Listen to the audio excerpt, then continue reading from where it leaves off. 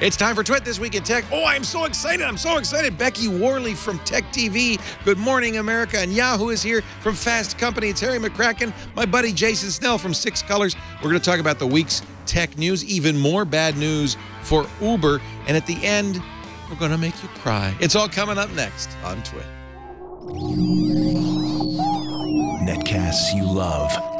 From people you trust. This is Twit. Bandwidth for This Week in Tech is provided by CacheFly at CacheFly.com. This is Twit This Week in Tech, episode 486, recorded November 30th, 2014. This ain't no tongue tingle. This Week in Tech is brought to you by iFixit. You can fix it, and iFixit makes it easy with free step-by-step repair guides, high-quality replacement parts, and all the tools you'll need. For $10 off your purchase of $50 or more, go to ifixit.com/twit and enter the code TWIT at checkout. And by Oscar, a new approach to healthcare that focuses only on health plans for individuals and their families. To learn more about health insurance plans and get a quote, go to hioscar.com/twit. And by Carbonite.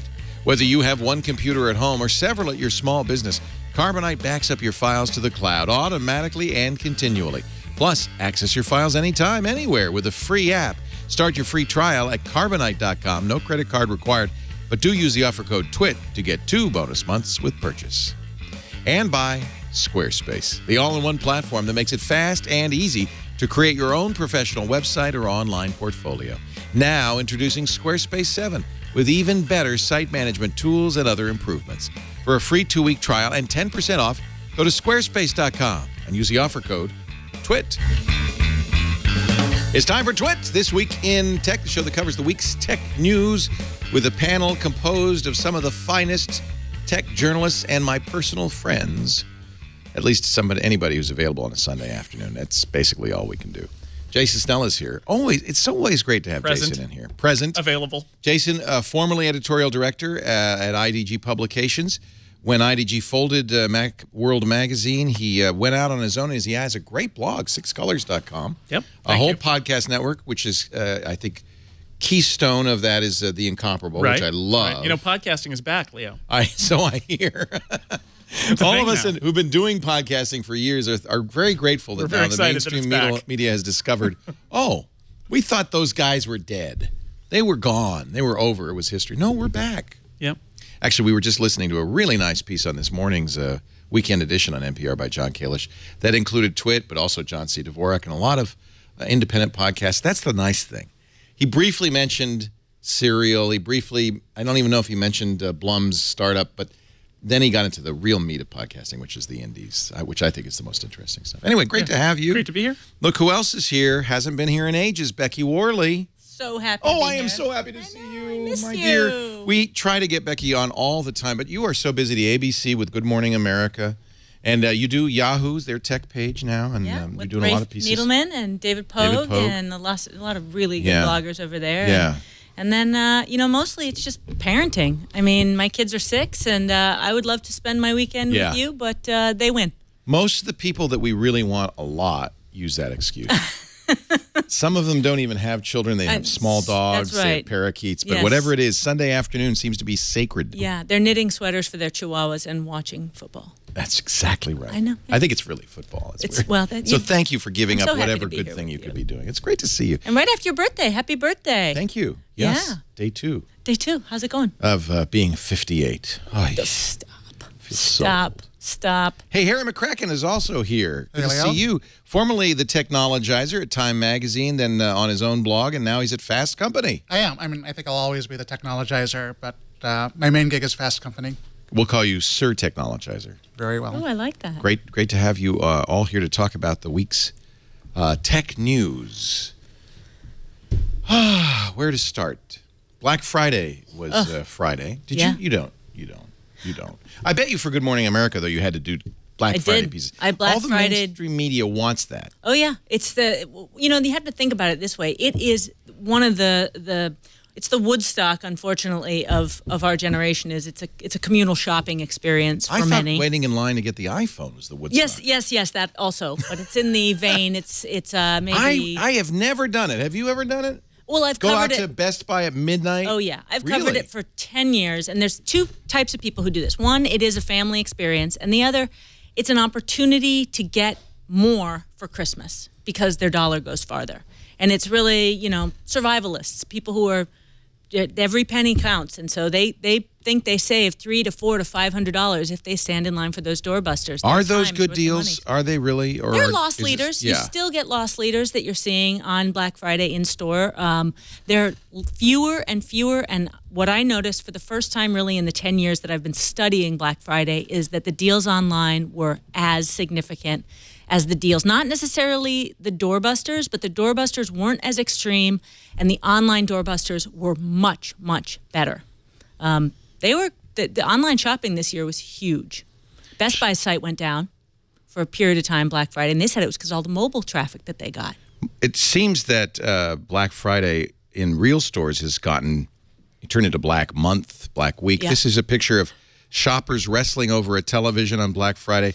There's something a little different about this.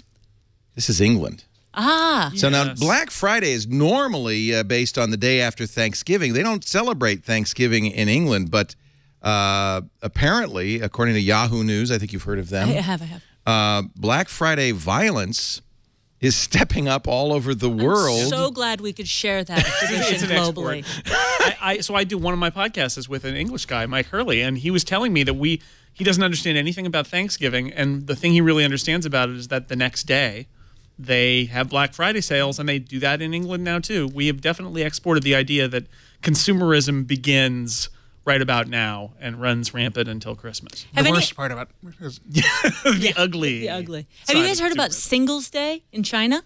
Yes, that was the Singles one where the Day. guy bought 90 iPhones. Yeah. And proposed, and she said, "No way, you're such a nerd." It's their version of Black Friday. But it's a made-up holiday. It was for created single by people. Alibaba, wasn't it? I mean, it was really. I think it was. It was created by Chinese retailers a couple of years ago. Yeah. To try to gin up sales. And that was huge this year. But to your point about it starting earlier, PayPal analyzed their data, and they said that the sales started last Wednesday was the start of the sales, and the apex was on Thanksgiving, where the best sales and the most sales were, and then it winds down to really through next week, Cyber Week. Amazon's doing all week. They're doing like every hour a new deal. Actually, I don't know why you would fight in a store for something. I guess, do you get better deals in the real world in brick and mortar? Only the doorbusters this year. And so that's really the beginning of the line. Or in certain cases, the stores were doing a better job of managing Black Friday this year. Some stores had bracelets. So while you were in line, you told them, okay, I'm going to go for this, I'm going to go for that. And they'd give you a bracelet or a ticket for that item so that it would alleviate some of the sort of the melee in the aisles. And then Walmart has a 1 hour thing where even if they sell out, so long as you're there during the 1 hour, you can get a rain check and come back for it another time. It just gives me a stomachache. I just feel like it seems like a horrible experience, but people seem to enjoy it. It has become a bizarre tradition. I am not saying, and certainly the Thanksgiving thing just really irks me because I just... Yeah, Walmart opened at opening. midnight Thanksgiving Day. Oh, even Target earlier. opened at 5 p.m., 6 p.m. on Thanksgiving Day, Most of them 5 and 6 p.m.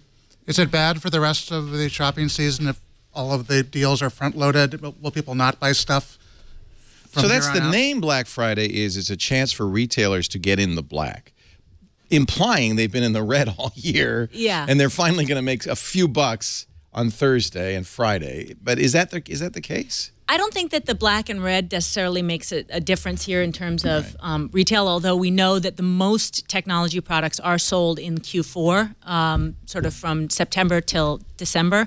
But what I do think is that it's a cat and mouse game with the consumer, and it's always changing, and it's always going to change. So at one point in time, it was just Friday. Then they threw in Cyber Monday. Now it's the week before, and it's always moving. One thing that's different this year is that there are categories emerging on different days. So phones, Android phones, unlocked phones, generally before Thanksgiving and on Thanksgiving and Black Friday. Then Black Friday and the weekend is clothing. Cyber Monday is shoes.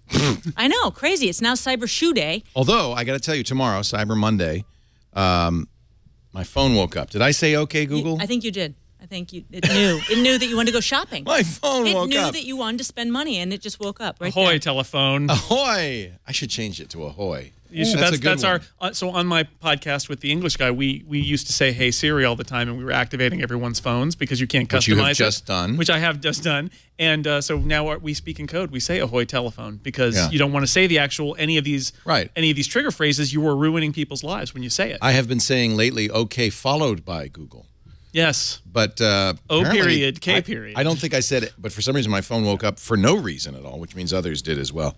Hi, Leo. We understand you'd like to spend some money. Can you tell us God. how we can take your money? Monday, maybe this is why, because that is a Nexus 6, and I was about to say that Monday Moto Maker is going to offer $150 off Moto X's, which I think is one of the great phones That's of the the year. unlocked price. Yeah, and if you want to go with Verizon, it's a penny. Yep. If you've got a time to renew. They're giving the Galaxy S5 away all week, and it's a penny, it's free. That's because Samsung can't sell them, really. Yeah. Yeah, Samsung said they only sold 12 million S5s, but they expected 40% more. Oh, I bet they did that this weekend. I mean, the push was massive. Maybe that in all the turned stores. around. So there you go. It's good for Samsung. Sales online this Black Friday were up 20% this year over last year. These are from a variety of sources, including Adobe, Channel Advisor, and Castora, between 20.6% to 24% year over year. But what's interesting is that somewhere between 27 and 30% of you bought on your mobile phones and tablets, Yep. not on the computer. That's 30 to 40% of all online sales were mobile. Wow. So that was a big change. And as I said, that's what I can't Best Buy imagine said crashed their shopping on site. my phone. That seems an even crappier experience than going for a doorbuster at Walmart. I was with my mom over the holiday, and she was doing tons of shopping on her phone. She was. I was driving around, and she was in the passenger seat buying stuff. And why? Did she explain herself? Well, Was it to we get were the in- deals. Well, we were in the car, so She had nothing else a to mobile do. device. She didn't have a lot to do, and a mobile device is easy, and she's just very comfortable with it. And was it mostly like Amazon or?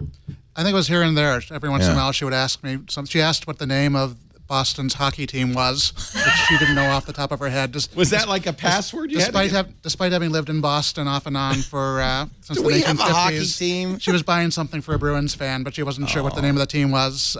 So you told her Celtics, right? Yeah. No. Okay, so here's my Black Friday question for you, Harry, is that we saw the first 4K TVs, in the 50-inch range for sub $1,000, $899 on Amazon. People were asking me, all my people who work at ABC, I got to get a new TV. Tell me which one to buy. What do you think? 4K? Where are we, people? We're sort of approaching the bubble where it's worth considering, I'd say. I mean, if you buy it today, you still won't get very much out of it. And it might be a long time before you do. It might even be worse than that because the 4K you buy today will not necessarily support 4K standards Right. going forward. So it'll continue to work. It's not like these new standards will break it, but you may not get the best picture out of it. A 4K TV that comes out after these standards are established will be better. I mean, I do think it is actually true that upscaling kind of works in some cases, and stuff can look good.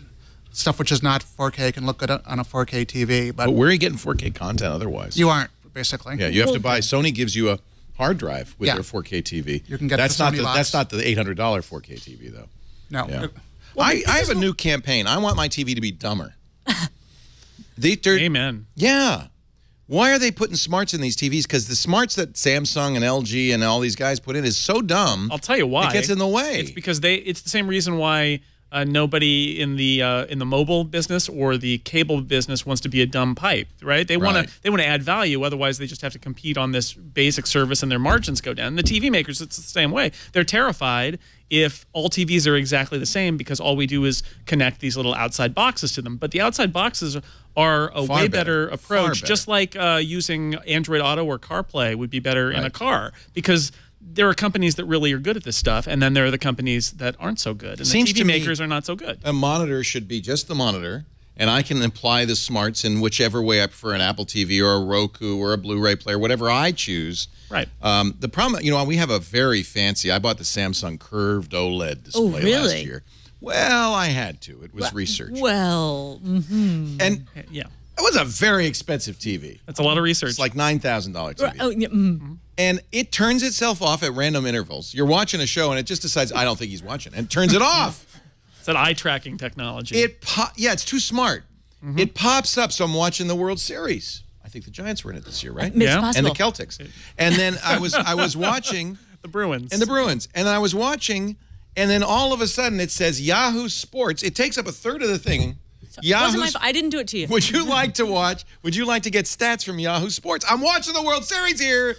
I don't want to have to find the remote, click the X, and get rid of that thing. It's very frustrating. Periodically, Samsung very kindly sends me warnings and notices that pop up over the screen. Yeah, I love getting a software update notification while I'm watching a TV that. show. Our servers are going to be down at midnight on Thursday. Just wanted to let you know I'm watching here. Oh, have you noticed that there are now services that have added buttons to the remotes on these things too? Yeah. And I had never heard this term before. Dave Zatz, you know, Zatz Not Funny. He writes about DVRs and stuff.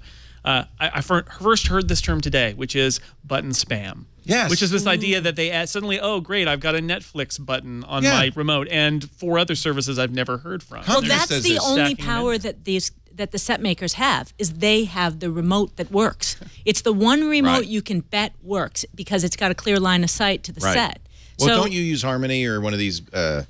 But I mean, I retired mine. Not all of the universal remotes work just perfectly. That's a newsflash here. I retired my Harmony one because another case, the TV companies have decided that there's not an on switch and an off switch. There's one switch that toggles, but the remote doesn't know what state the TV's in. So in order for the remote to work, you have to turn everything off first with all the other remotes, which you have to find. Now I have all my remotes. What do I need the one for? You've got to turn everything off, or it won't work because it'll turn the TV on, but it'll turn the box off, and it's like, come on. I will go on a tirade. I/O is everything with the connected living room these days. It just doesn't work right yet. And you know, smart features that I want a TV that knows that I'm watching a time-shifted sports game and that it makes sure that I don't see any updated Wouldn't that sports. be nice? Oh, That's a smart feature I want. And as for why they put smart in there, because 3D didn't sell enough TVs, because they didn't have any other new technology to put into it, and smart is cheap. And It's a little 4K bit. is not quite real yet for most You got to people. do something. I would love, I mean, jumping off on that, I would love my TV to be smarter about whatever I'm watching and make some adjustments. Now, I know people who just turn off all the adjustments, but like I've got a cinema setting and a sports setting. Right. Because the sports setting, it makes everything brighter. It's better for sports. And a game setting that decreases the latency, right? I have to set that manually. My smart TV should probably be like, oh, this is a game. I can tell. I don't know how it can tell. It can tell. It's smart, right? Or this is a football game. I'm going to make everything brighter. But they don't do that. At least give me a button that says, you know, lobotomy. I want a lobotomy button. Give me a button that says, don't be smart. Some button spam. Just don't give me anything. Give me a picture, and I'll handle the rest myself. You know, that would be nice. A couple of Chinese companies, I think Hisense and TCL, they're working with Roku, and Roku is responsible for their smartness, which I think is actually a really smart way to go about it. That's a step because ahead, Roku knows. Well, Roku. There are lots of things that Roku does not try to do. The stuff that Roku does do, it does better than most of the smart TVs out there.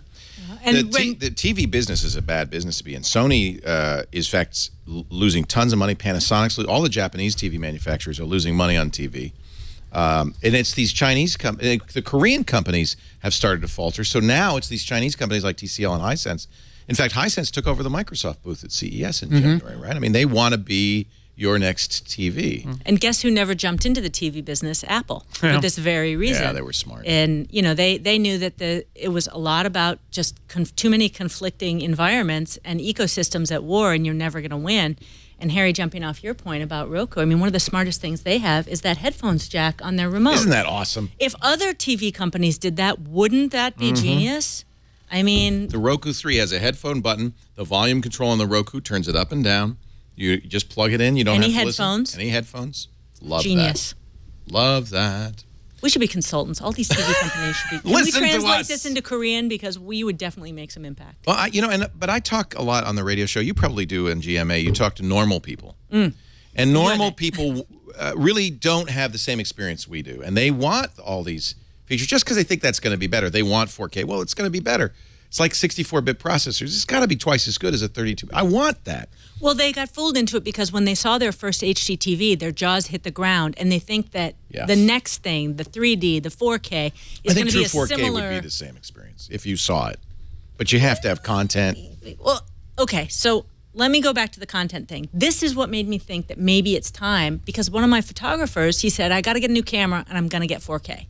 So even the guys in the field now are saying, you know what? Everybody's to shooting future-proof 4K. myself, Yeah. I need to next upgrades of 4K. So that kind of tells me, they're buying into it. Right. So I think it's going to happen. Yeah.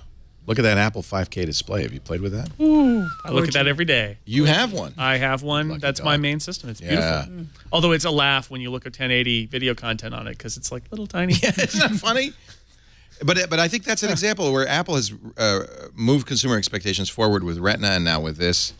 People are starting to see higher quality displays. Phones have gone crazy. Most phones now are QHD.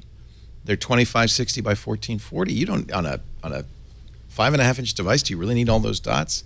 Ironically, Apple's being left behind by the high res displays. Another big item on sale for Black Friday: solid state storage prices. This is from Forbes. But what's interesting is I don't think this is going to be Black Friday only. I think this is a general trend towards lower prices in SSDs. They're finally kind of cheap. Yeah. Even big ones, like a terabyte. Which is great. Here's the 840 EVO, which is now being replaced. Samsung's latest EVO is the 850, but 120 gigs for $65. Terabyte drive, we're talking 35 cents a gigabyte. That is a big drop from the buck a gigabyte and more that they were costing. And it's no longer, you don't have to choose between a lot of capacity with a real hard drive or a small amount of really good capacity with solid state. You can get a terabyte. I asked Alan Malventano, who's our SSD expert, when he was here on Twitter. He scared me. He revealed that he was an NSA consultant on that show. And I went, what? They're going to have to whack him now. I just stopped talking. Not supposed to admit that. But he's also an expert on SSDs for writing for PC Perspective at PCPer.com. He says the 850 is a very good choice if you're looking for an SSD. He likes the SanDisk. I'm sorry, the Samsung Evo series. I'm completely spoiled now on storage. I can't, because I had that MacBook Air for long enough that when I bought this iMac, there was no doubt it was going to be all SSD. I just can't stand the slowness of storage, and I know that of hard drives, traditional hard drives, and I know there's a spinning disk in there, and it's inevitably going to fail, and I can't do it. I just can't do it anymore. It's so much faster to use SSDs. And I think if those of us who are worried that SSDs wouldn't last as long as spinning drives, now we can put our fears to rest. They've been out for a long time now. They seem just as reliable, if not more. There are certainly reliability issues with using SSDs too. They're different kind of issues from the hard drives, but they don't seem to have that fundamental lack of reliability that we know. They have an aging problem, but it's not like with a spinning disk where it's just going to die. There's no doubt about it. It's going to die. Yeah. I would not keep my only copy of something really important on an SSD, but really? that's all. No, But you wouldn't keep your only copy of anything on any disk. drive. Well, you shouldn't have an only copy of anything. You should have at least 2 or 3, and some of them should not be stored at your home. We're going to take a break, come back with more. We're having fun. Great panel. I feel like we're having a little holiday party. Yeah? Some of my favorite people. And, they took the wine away, but I thank you. Oh. I don't know if that was a commentary on my performance or what, but they've taken the wine away. But thank you, because Becky Worley brought some PR company wine. PR company wine for your birthday, and it's fabulous. The sweetest wine is PR wine. That's right, PR wine. Thank you, Max Borges Agency. Oh, I know them. Yeah. Yeah. They're real, right? They didn't real. send us poison. It's probably not poison. Yeah. It's good. It's good. It's a, it's coming right out of my head Robles. now. Paso Robles cab, right? Cabernet. From down the coast, Paso Robles. It is, yeah. Yeah, Coastline is the name of it. Coastline. 2012 cab. And yes, we recommend it. Okay, good. Do you want the bottle back so that you can put that on your wall with all your other PR gifts? No, I'm not allowed to have glass in the house. Really? No, Because of the I'm kidding. twins? But it has gone to a very plasticated sort of world with small One of the children. ways we childproof is no wine bottles. Thank you very much, John. Our show today brought to you by iFixit. You guys know about iFixit. In fact, one of the things that probably iFixit is best known for is their teardowns. When new hardware comes out, they send, for instance, an iFixit employee to Australia or New Zealand to get the first iPhone, and then before you can even buy one, they've torn it apart, which is great because then you know what's in it. But I always really, wondered how they did that. Yeah. They go to New Zealand. They go to New Zealand. Yeah. Oh, no, these guys are very serious. We've had them on the show before talking about tearing down all sorts of stuff. And they were, like the Nexus 6, they said if you can get it open, high repairability, but getting it open is murder, and there's 21 screws, and they cause it tedious. Anyway, that's not their business. You might think, oh, well, that's what they do. No, in fact, they tear this stuff down so they can create repair manuals. And if you go to ifixit.com, you will see literally tens of thousands of repair manuals. These are all free. This is not how they make their money. They make their money by selling the parts. So if you go to iFixit, you can get step-by-step repair guides for everything. I mean, washers and dryers, not just phones. Anything that you've got in the house, you can fix it with iFixit. They also sell the parts you need, and they sell the tools you need. And I want to tell you, if you're buying a holiday gift for the geek in your life, or if you're a geek, and I have to admit, most of my holiday buying is for me. One for you, one for me. Yeah. One for you, one for me. This is the ProTech Toolkit, 70 tools. This is such a great gift, especially with the 54-bit driver kit. Even Becky, you could use this not just to repair your electronics, to replace the iPhone screen or fix your Apple TV. There's actually enough. There's a bit in here for everything: pentalobes, Torx. There's even a triangle bit which fixes McDonald's toys. I need that because I'm still using my Screensavers giveaway screwdriver kit. Do you remember that? Yes. See, I need that. But do you ever? Your kids don't eat Happy Meals, do they? Well, my mom has them right now. They might be eating a Happy Meal as we speak. Now. You might need you never these. Know. You've got two handles. These are really nicely made from solid aluminum. Then this is the extender handle, because it's always the case that the screw is just around a corner. That's cool. The 54-bit driver kit, 54 standard, specialty, and security bits, the swivel top precision driver, the flex extension, the ESD safe precision tweezers. They've got tweezers. They've got spudgers. They've got everything you could ever need. Lightweight, compact, the durable tool roll makes it an on-the-go choice for anybody. And the geek in your life is going to like it, whether he's fixing eyeglasses or she's repairing cabinet doors and sink fixtures. Plus, it has tweezers. And I mean, like you said, I don't age, but I've aged because I need those tweezers. Chin hairs, I'm telling you. Chin hair. Amongst other things. I think that's not what iFixit contemplated, but... Hey, it's multi-purpose. It works. It's They don't tell you what you can and can't do. Now, that's $64.95, but I'm going to tell you how you can save. And then let's show you this, too, which I really love. You should get both together if you're shopping for a Git. This is a geek Git. This is the Magnetic Project Mat, and this is what we always wanted before. This is a magnet. Screws go on there, and they stay, so you can label each quadrant with what are those? That's a case screw. That one's on the left. That one's on the right. It comes with a dry erase marker. This is dry erase. It is a lovely gift, a stocking stuffer. Highly recommend it, and you can get these. Oh, here's the dry erase marker. Look at that. Nice.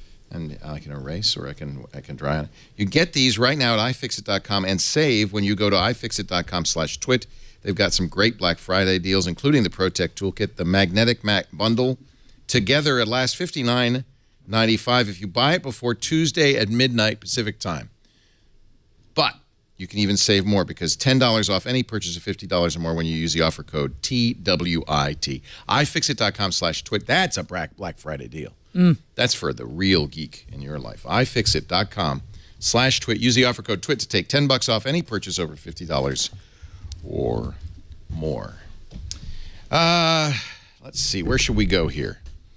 You're the boss. What do you like on that? I have a whole lineup of fabulous stories. We were talking on Tuesday with Steve Gibson about this Symantec discovered it, this new virus, RegIn. We say RegIn because it uses the registry to hide itself on a system. But what Steve pointed out immediately is this was not written by your everyday hacker. This was written by somebody with lots of resources at their command, very sophisticated. Symantec says they have seen traces of this since 2008. So this is very much like Stuxnet or Flame. These are viruses that are created by governments to be used against other governments. Symantec said they don't have the dropper. That is the very clever little bit of code that gets on the system, whether through a targeted email, USB key, there are a variety of ways. It then downloads encrypted pieces, decrypts them, deletes itself. Ooh. These are rootkits, so no one will ever see that this has been installed, and this stuff is very, Steve says, very impressive, very well written. Glenn Greenwald at The Intercept said it is a part of a decade-long joint operation from our own NSA and its British counterpart, the Government Communication Headquarters, or GCHQ, and that's based on disclosures from Edward Snowden. Symantec said, in the world of malware threats, only a few rare examples can truly be considered groundbreaking and almost peerless. What we have seen in Regin is just such a class of malware. You know, there's some credence to what Glenn Greenwald said, because of the countries they've found Regin in: Saudi Arabia, Russia, Pakistan, Afghanistan, India, Mexico, Ireland, Belgium, and Austria. Not one infection's been found in the U.S. or England. So that might be one little clue that where it came from. What's interesting is it goes in fact, if you look at, I should load the Symantec PDF because they have lots of graphs and information. But if you load the PDF, you'll see a pie chart of the industries that it infects, and it's telecom, it's airline reservations, it's hotel reservations. It's exactly the kind of thing Saul would use to spearfish a company and get information about people.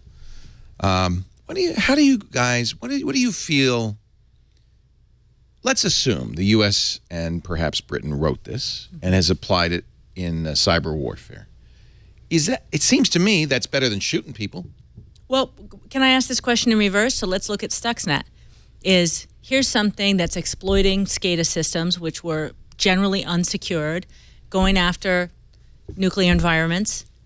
How do you feel about that now that we know everything about what they were doing? As opposed to presupposing that we don't know why they would do this. Right. Let's reverse engineer it and say, okay, here's a case where we do know what they were doing. How do you feel about that? Bravo. They shut down the Iran nuclear enrichment facility by overspinning the centrifuges. And not a shot was fired. No one was killed. But I think a serious threat was avoided. The argument on the other side is, well, but if we start doing it to them, it'll escalate. They'll start doing it to us. Oh, they already are. Yeah, they would do it no matter what. It's not like they need permission. Absolutely. So it's okay to do this. Do we have a choice? Yeah, it's hard to put a value judgment on it when it's more like this is one of the, I mean, and it's not a hot war. This is spy stuff, right? This is spy stuff. Spy stuff like this has been going on. And what I don't like about it is that you end up with a lot of independent people's computers getting compromised when they're kind of collateral damage for a larger story that's happening here. But this is a front in an information battle, in a Cold War, it's a spy novel writ large on our hard drives. And you make a good point, is that if the source code goes into the wild and then it's amended by someone who's less sophisticated and more nefarious, then you have the power of intergovernmental spy agencies working against individuals, and that seems that would like be it's bad. a problem. And that is what happened with Stuxnet. It did leak into the wild. It looks as if great pains have been taken with Regin to avoid that. So, for instance, the modules are encrypted and can only be, so you can't examine the source code. The dropper, which is, Symantec put a nice little Trojan horse icon next to it, so you understand that it's essentially a Trojan horse. It sneaks onto your system via email or whatever and deletes itself as soon as its job is done. It loads in and decrypts the next stage and the next stage and the next stage. And it's very hard to get any of these pieces. In fact, Symantec says we don't have a copy of the dropper. Right. We can't find one. So that means the bad guys probably are having a hard time too. It's also highly targeted. It's a spear phishing attack, so it's not just spread out in the wild. And basically, this stuff is not any more moral or immoral than any other form of spying inherently. Right. And the NSA does stuff on all fronts, cyber and non-cyber, that we'd be very uncomfortable with. And we've learned about a lot of stuff we're uncomfortable with. It hasn't been used against anybody in the U.S. so far. What if, though, they started, they attacked, U.S. airlines or U.S. rental car facilities, U.S. hospitality industry? Would we then have problems? Well, I mean, there's the larger issue of spy, your spy agencies, your intelligence agencies are meant to be spying on other countries, not on your own people. And right. I think that's a different issue. That's like if James Bond was sent to assassinate a member of parliament, not to make this too ridiculous, but, spying is supposed to be on the outside.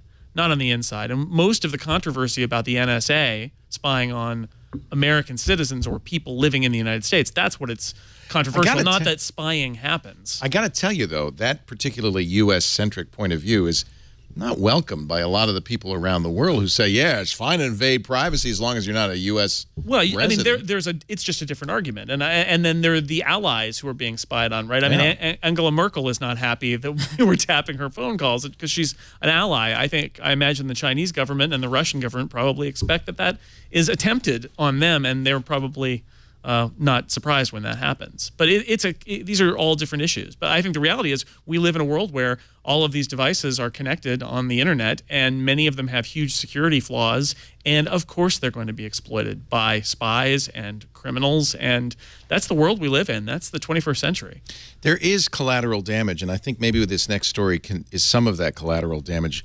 One of the things that happens is that around the world, U.S. industry gets penalized or is less welcome. And the European Union has voted, a European Parliament has voted to break up Google. Yes. And finally, I have a feeling that some of this, of course, is the way they treat privacy in Europe, where they have a right to be forgotten and all sorts of things that break the internet fundamentally. Crazy Euro stuff. But I have to think that some of it also comes from the knowledge that the U.S. is maybe doing some of this spying and maybe isn't not to be trusted. Well, I mean, I think there's a separation here between government and industry. Google definitely feels omnipresent, if not omnipotent. Well, you can't search the internet if you just say, well, but only in the U.S. Okay, well, let's break this down. So here's my question to you guys. So Google provides a service, which is search, but their business is ads. If you think about it, search is just their marketing. So why are those two things in conflict as anti-competitive, as being monopolistic? This is just, I'm playing devil's advocate. Explain that to me. Well, I think part of that's exactly what this legislator is saying, is that Google is in some of the businesses that it searches over. And I've always kind of been bothered by the fact that Google is a content company with YouTube. And there's always the threat, I don't think it happens, but there's always this threat that Google's search engine would favor its own content over my content, for instance. I don't think that happens. Or do you? Well, they certainly weave YouTube into results. You see a lot of YouTube results. In a way they don't do with some other YouTube. But they would make the argument that's because YouTube's very popular. Which is true. If you could keep the search engine completely agnostic, and you know, Google has also bought ITA, which does airline scheduling. And you're going to see now when you do Google searches for flights, flight information, right? So if you were breaking this up, you would say there's search and ads, which can live together, and then every other Google property should be a separate entity. Don't put down. Leo, don't make it. Look, Leo, it's all about you. This is the European Parliament. You are controlling. You're not libertarian. In fact, the United States government did say, we think this is a terrible idea. But you know, when you said it, you were right in the sense that Google is in a lot of businesses that cross into the content side, and that their search engine could, in fact, anti-competitively support those businesses. Now, when we've mentioned that in the past, our chat room has been quick to say, but that's business.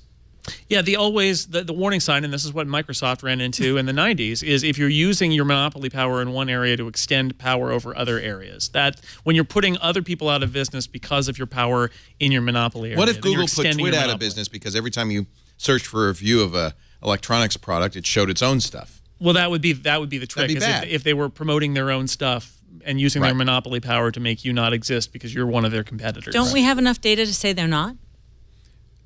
You know, it's always been debated whether Google... Do we have data on how Google works? I don't think they like to talk about that. We don't know. Google says we don't favor our own content. And in fact, you'll see Vimeo results. The problem is YouTube is much more popular than Vimeo. So you're going to see more YouTube results when you search for a video. But, I mean, Google also spent a lot of time weaving Google Plus into all of its services when Google Plus was brand new, and they didn't have the argument that this is already much more popular than the competition. So is the European Parliament right? Should Google be broken up? I actually might vote for that. Well, how'd that work out with Microsoft? It didn't. But the good news is Microsoft, in effect, did the same thing by destroying its own monopoly. Right, but that was just market force. Yeah, and I think the cloud. And I think the same could be said for Google+, right? Market forces showed that didn't really pan out so great. The cool thing about search engines, unlike operating systems, is any consumer at any time can switch with very little effort. Unfortunately, I wish we did have 3 or 4 other search engines that were as good as Google and a fraction as successful. Really, all we have is Bing and Yahoo, which is a front for Bing.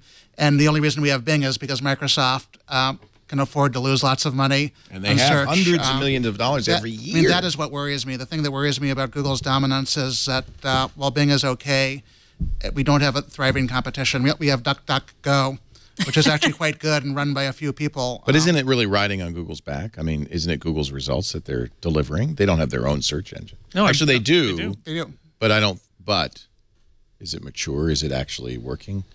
For a long time, DuckDuckGo was just repackaging other search results. They've done a lot more, and they are surprisingly good for a tiny company. Good. Let's promote DuckDuckGo. But it's not like AT&T and Verizon, where both AT&T and Verizon are far better than they would be if the other guy didn't exist. And it would not stun me if one day Microsoft comes to the conclusion that it is just not worth investing as much as Bing as they do. And if when that day happens, I do get really worried about Google's dominance. Well, Google has 95% market share in Europe and only about 70% in the U.S., so you can see why this is a particularly European problem as well. By the way, they're a little blow against Google and for Bing. Firefox, which had a deal with Google to be the primary search engine in the Firefox browser for many years, in fact, made hundreds of millions of dollars a year on that deal, we think. In fact, it was probably the deal that kept Firefox and the Mozilla organization alive, has made a 5-year deal with Yahoo, which is really weird because, as you point out, Yahoo's just rewrapped Bing. So I don't understand that at all. But the Firefox browser will now, by default, use Bing, Yahoo Bing. But you could reset it if you wished. And there is word that Apple probably will do something similar next year. I mean, not to... first of all, I have to disclose I work for Yahoo, but if you talk about a conflict in terms of search and content, Yahoo's even worse. Got content issues way bigger than Google in terms of their overall business model. Google's, not making the lion's share of their. But if I search Yahoo.com for Leo Laporte, am I getting results from Bing? Aren't I? So let me look on Bing and see if they're the same. I think it's powering behind the scenes. Yeah. Does it brand Bing? But although that's a conflict powered, of interest, so there it is. They're not in the monopoly position. They're powered right there. It says at the bottom, powered by Bing. Sure. So these results are not, Yahoo doesn't have a search engine anymore. These results are now, although Yahoo does have some ads in there. And I think they can change the weighting and things on it, but they're using Bing's search engine and then weighting it and tweaking it. There are things they can do, there are things they can't do. And I think they can't really just mess around with the order too much. I mean, I think part of why Yahoo did the deal with Mozilla is if Marissa Mayer had been CEO of Yahoo when the deal with Bing had happened, that deal wouldn't have happened because it was Yahoo kind of giving away something really important. And I think today's Yahoo is much more interested in search as being important than the Yahoo that did that deal was a few years ago. Right. Is Yahoo going to make it? You ever sometimes wonder that? Like Marissa Mayer, their quarterly results were kind of flat, right? But it did look like Yahoo might be a little bit turning the corner, especially on mobile, right? That was about a month ago that those were announced. Are you worried for your job? No, I'm just curious what the tech minds of the world. How could Yahoo not make it? I mean, what does making it mean? Will they survive as a company? Or will they become another Google? I think a bunch of people talking about tech on a podcast is both the wrong people and the wrong audience to judge whether Yahoo will make it. Right. I keep likening, remember when David Poe got up at CES and announced Yahoo Tech, and all of the tech bloggers made just snide comments about how ridiculous the whole thing was? Well, those guys are speaking to the super techie audience that we're speaking to. Yeah. And Yahoo, and I don't mean this as an insult, Yahoo is more like a newspaper. Yahoo is reaching a really different audience. These aren't people who are super into tech or super into other other specific topics, it's an older audience, it's a less technically savvy audience, and there is a lot of traffic that still goes to Yahoo. But it's not the people that we're used to talking to, so it's really easy for us to put them down. If you start thinking of it as something like a newspaper where there's just general interest, there's a lot of traffic, they're not interested in anything in particular, Yahoo has that power. So we might not get excited about it, but it doesn't mean that there isn't a place for it in the internet somewhere. I wonder if it was like this at times. Working at Yahoo is like standing next to a lighthouse. It's dark for most of the time, and then when the light shines on you, it's blinding. It's like, it's a big company. There's a huge amount. I mean, I'm talking to people who work at Yahoo Tech. That's what I hear is like you get featured on the Yahoo homepage. That fire hose comes at you, right? And it is just a massive amount of traffic. Yeah. But that's a little bit like, to use my newspaper analogy, I mean, it's like writing about tech in the business section of the newspaper. People aren't buying the newspaper for the tech column, but it's in there, and they might read it. But it's part of a much bigger package. And they've gone with the magazine format, which is speaking to a different crew and a different audience. It's not for people who read The Verge, right? It's not the same audience. Actually, it's looking more and more like The Verge, and there's a lot of Verge content now on. Well, they've also got all the content deals, but that again feels like a newspaper thing. It's a syndication thing where they've got content deals with almost everybody. I think my biggest problem with this format is it's hard to tell the ads from the content. Oh, they're succeeding. Some people consider that a feature, Leo. Yeah, I mean, the ads look exactly this. This is a Princess Cruise Line ad next to 4 ways to take better care of your laptop battery. Well, it does say sponsored, but that tile looks pretty much the same. And as you scan through this, unless you look carefully to see which is sponsored and which isn't, you're going to see quite a bit of Dollar Shave Club sponsor stuff, you know. And I think that's what they're trying to do. You know, it's funny because you know, Becky, for years at Tech TV, I fought the fight for high geek content, and I always felt like and I guess my question is, have times changed? Maybe in those days, I really felt like you made a mistake by saying I'm going to do, and everybody did it, tech content for non-geeks. Nobody cares if they're not a geek. The people who care the most about tech content are enthusiasts. Yeah. So make your content aimed at the people who care the most about your content, enthusiasts.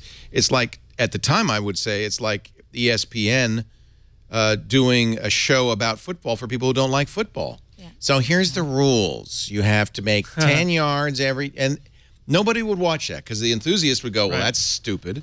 And if you're not an enthusiast, you're not going to watch a show every week. Are you broadcasting or are you narrowcasting? And that's where you made your call, and you made this business out of it. Yeah, and I've done very well as a result, and Tech TV went away because Tech TV decided to be broader. But maybe times have changed. And I think that's what David Pogue is arguing, that everybody uses technology now, and everybody wants to know about technology. So there is a market for content about technology that is not aimed at enthusiasts. Enthusiasts, is that the case? What is it? They used to consume, 10% of the population used to consume 80% of the content around technology. That used to be the metric.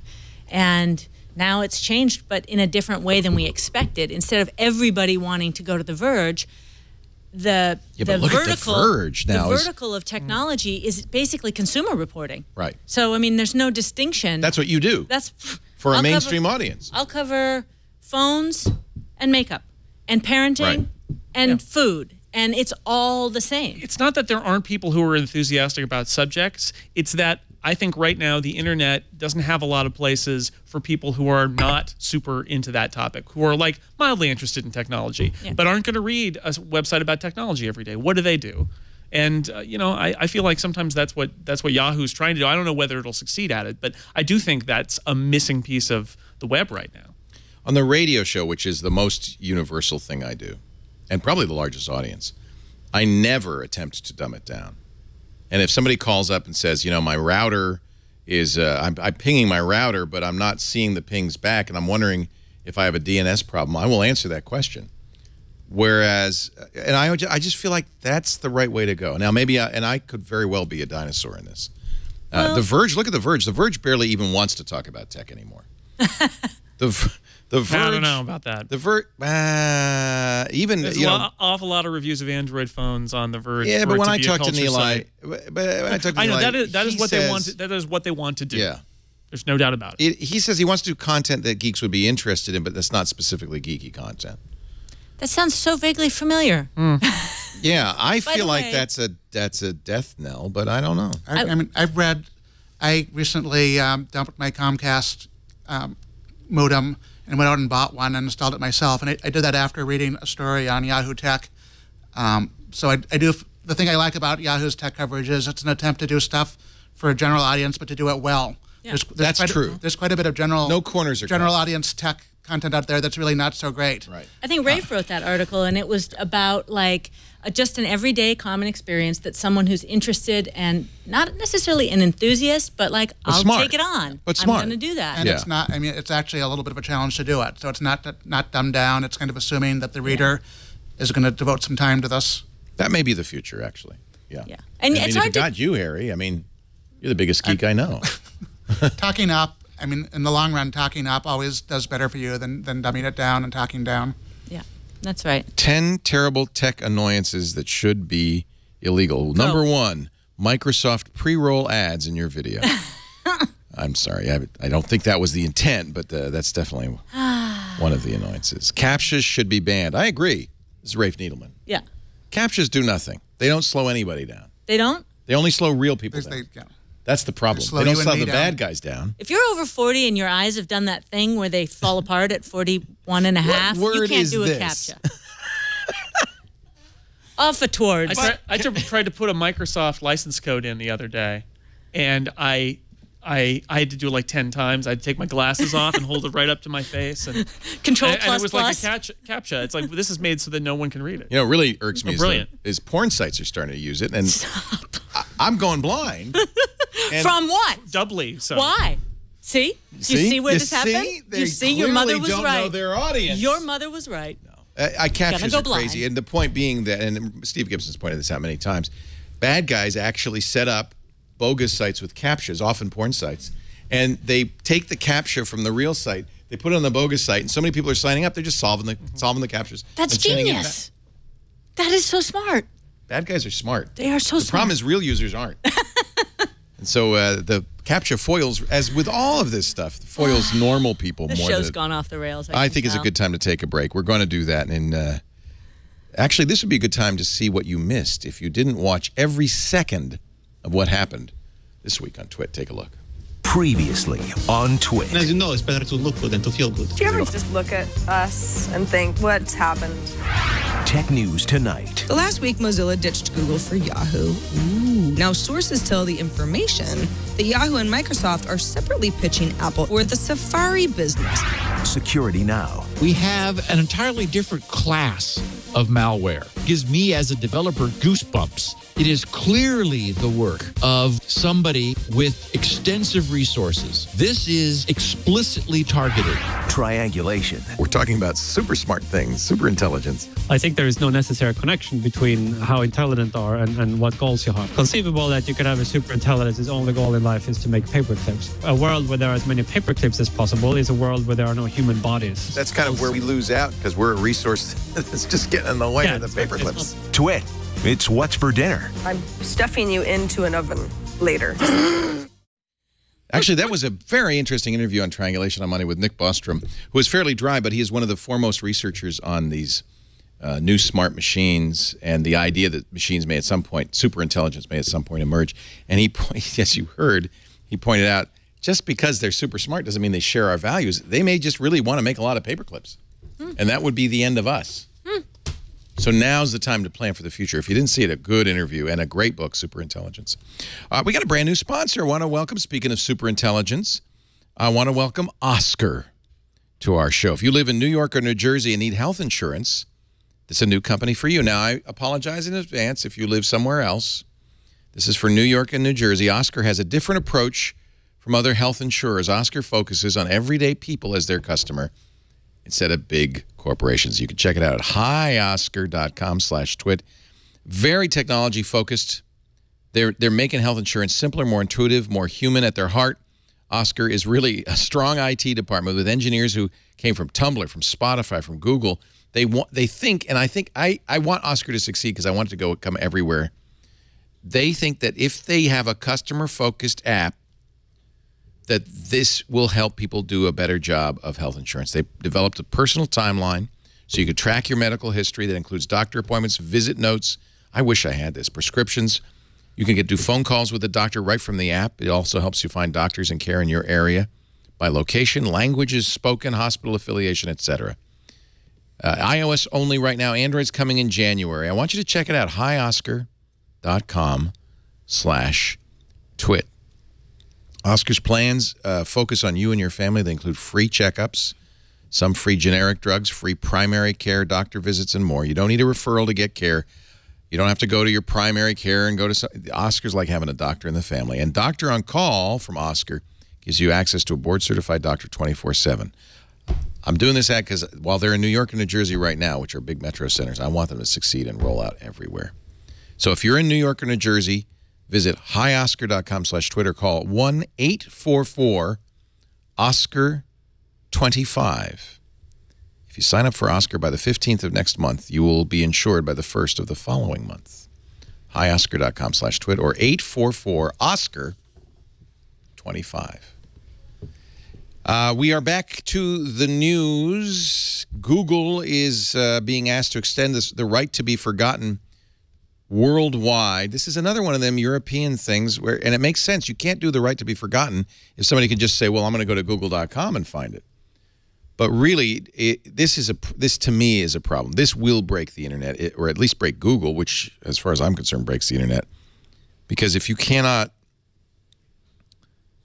request that information be taken down from every Google server, basically one country's laws are enforced globally.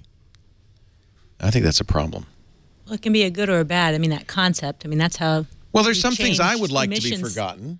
Well, yeah. As Jeff Jarvis points out on This Week in Google, he says, you'd think Germany's like a country that really should not be promoting the idea that we want to forget our history.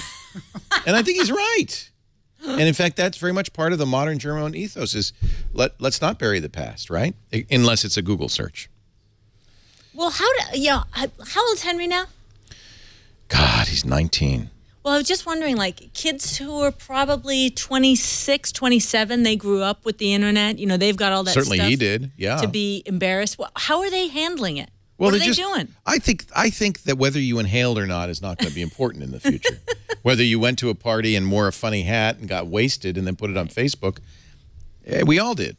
Well, and that's the thing. It's like all those scary stories about teacher fired for photo of her holding red Solo cup. That's old-fashioned. Right. And so, you know, it's the issue of, is that anonymity, you know, going to be an issue? I think it is a little bit classist because right now the only way to get forgotten is to bury yourself with, you know, sort of the reputation.com approach to bury yourself. And that is not stuff. effective. It's very expensive. You have to pay them thousands of dollars a month.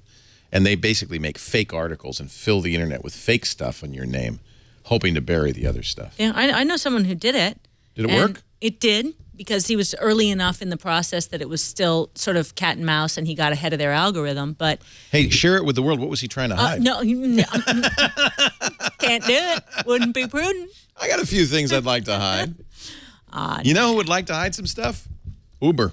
Oh, what a... Uber. Now, okay. I deleted. You did? Did you delete? I don't think I have it installed because I've only used it like 2 times. Yeah, I've used it twice. It was in France, and we don't have it where we are. I think we do now. Do we have Uber up here? Yeah, everywhere. I mean, it's day by day, right? They have to drive up from San Francisco, though. You're not going to get a ride right away. Really? We had a guest on All About Android. There's drivers that got around? one in the Sonoma County, yeah. Wow. Yeah.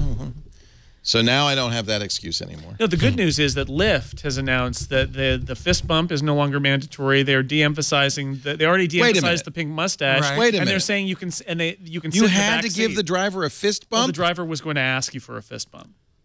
So basically, that's a reason not to ride on Lyft right there. And the pink mustache. The pink mustache was enough for me to be like, forget these guys, they're jokers. And they're trying very hard to get away from that because they sense an opening now. Yeah. Do you think the world knows about this whole Uber kerfuffle? It went big. It did. Oh, yeah. I mean, it was just bad behavior. Is there a general... Oh, it was terrible behavior, but is there a general feeling among regular people that I'm not going to use Uber because I don't want to support the company, I'm afraid of using Uber, that kind of thing? Number 2. Number 2? Yeah. They feel it's not safe. Afraid because of tracking, afraid because of bad behavior, afraid because of the sort of the walk of shame aspect of it that they were promoting. That was kind of creepy. You know, that they had data on, okay, you went someplace at 2 a.m. and then you left at 7 a.m. and they had some sort of, you know, that kind of stuff is, that data collection and filtering is creepy. Not to mention their problem with women and all the other issues, the Sarah Lacey thing that came out. I think they bombed. They got Didn't way Uber too big in their own censure the New York executive who used tracking to... They took disciplinary action of some sort. Oh, I really trust them. Yeah, you can't tweet. They don't say what it was, though, do they? No. Don't say stupid stuff anymore. And email Michael, the guy who got in trouble He with hasn't Sarah had any Lacey. penalty. No, as far as we know, at least. Yeah. I don't think us getting upset about Uber is going to make a huge difference, but I think there is this perception of them that used to be more positive, that is going to be reflected in future coverage of them. There was the sense that they were the one hope fighting against entrenched taxi companies, and now everybody's taking a step back and saying, are they too big? Should we be looking at alternatives to Uber as well? Were we giving them too much credit? So I do think this will have a long-term impact on them of some sort. I don't think it's like everybody's going to delete Uber off their phones tomorrow and it's over for them at all. But I do think they don't have the halo around them, and people who cover them are not as predisposed maybe to give them the benefit of the doubt because they've done too many things that are so jerky for them to get away with it. Okay, so here's a little quick lightning round. Tech CEO bad behavior. So my one that comes to mind is Mark Pincus talking about all of the crushing competition and how he was just trying to steal people's money, who was using his dumb games. That's Whatever one that happened comes to mind. Zynga? So Harry, any that you can think of? Jason?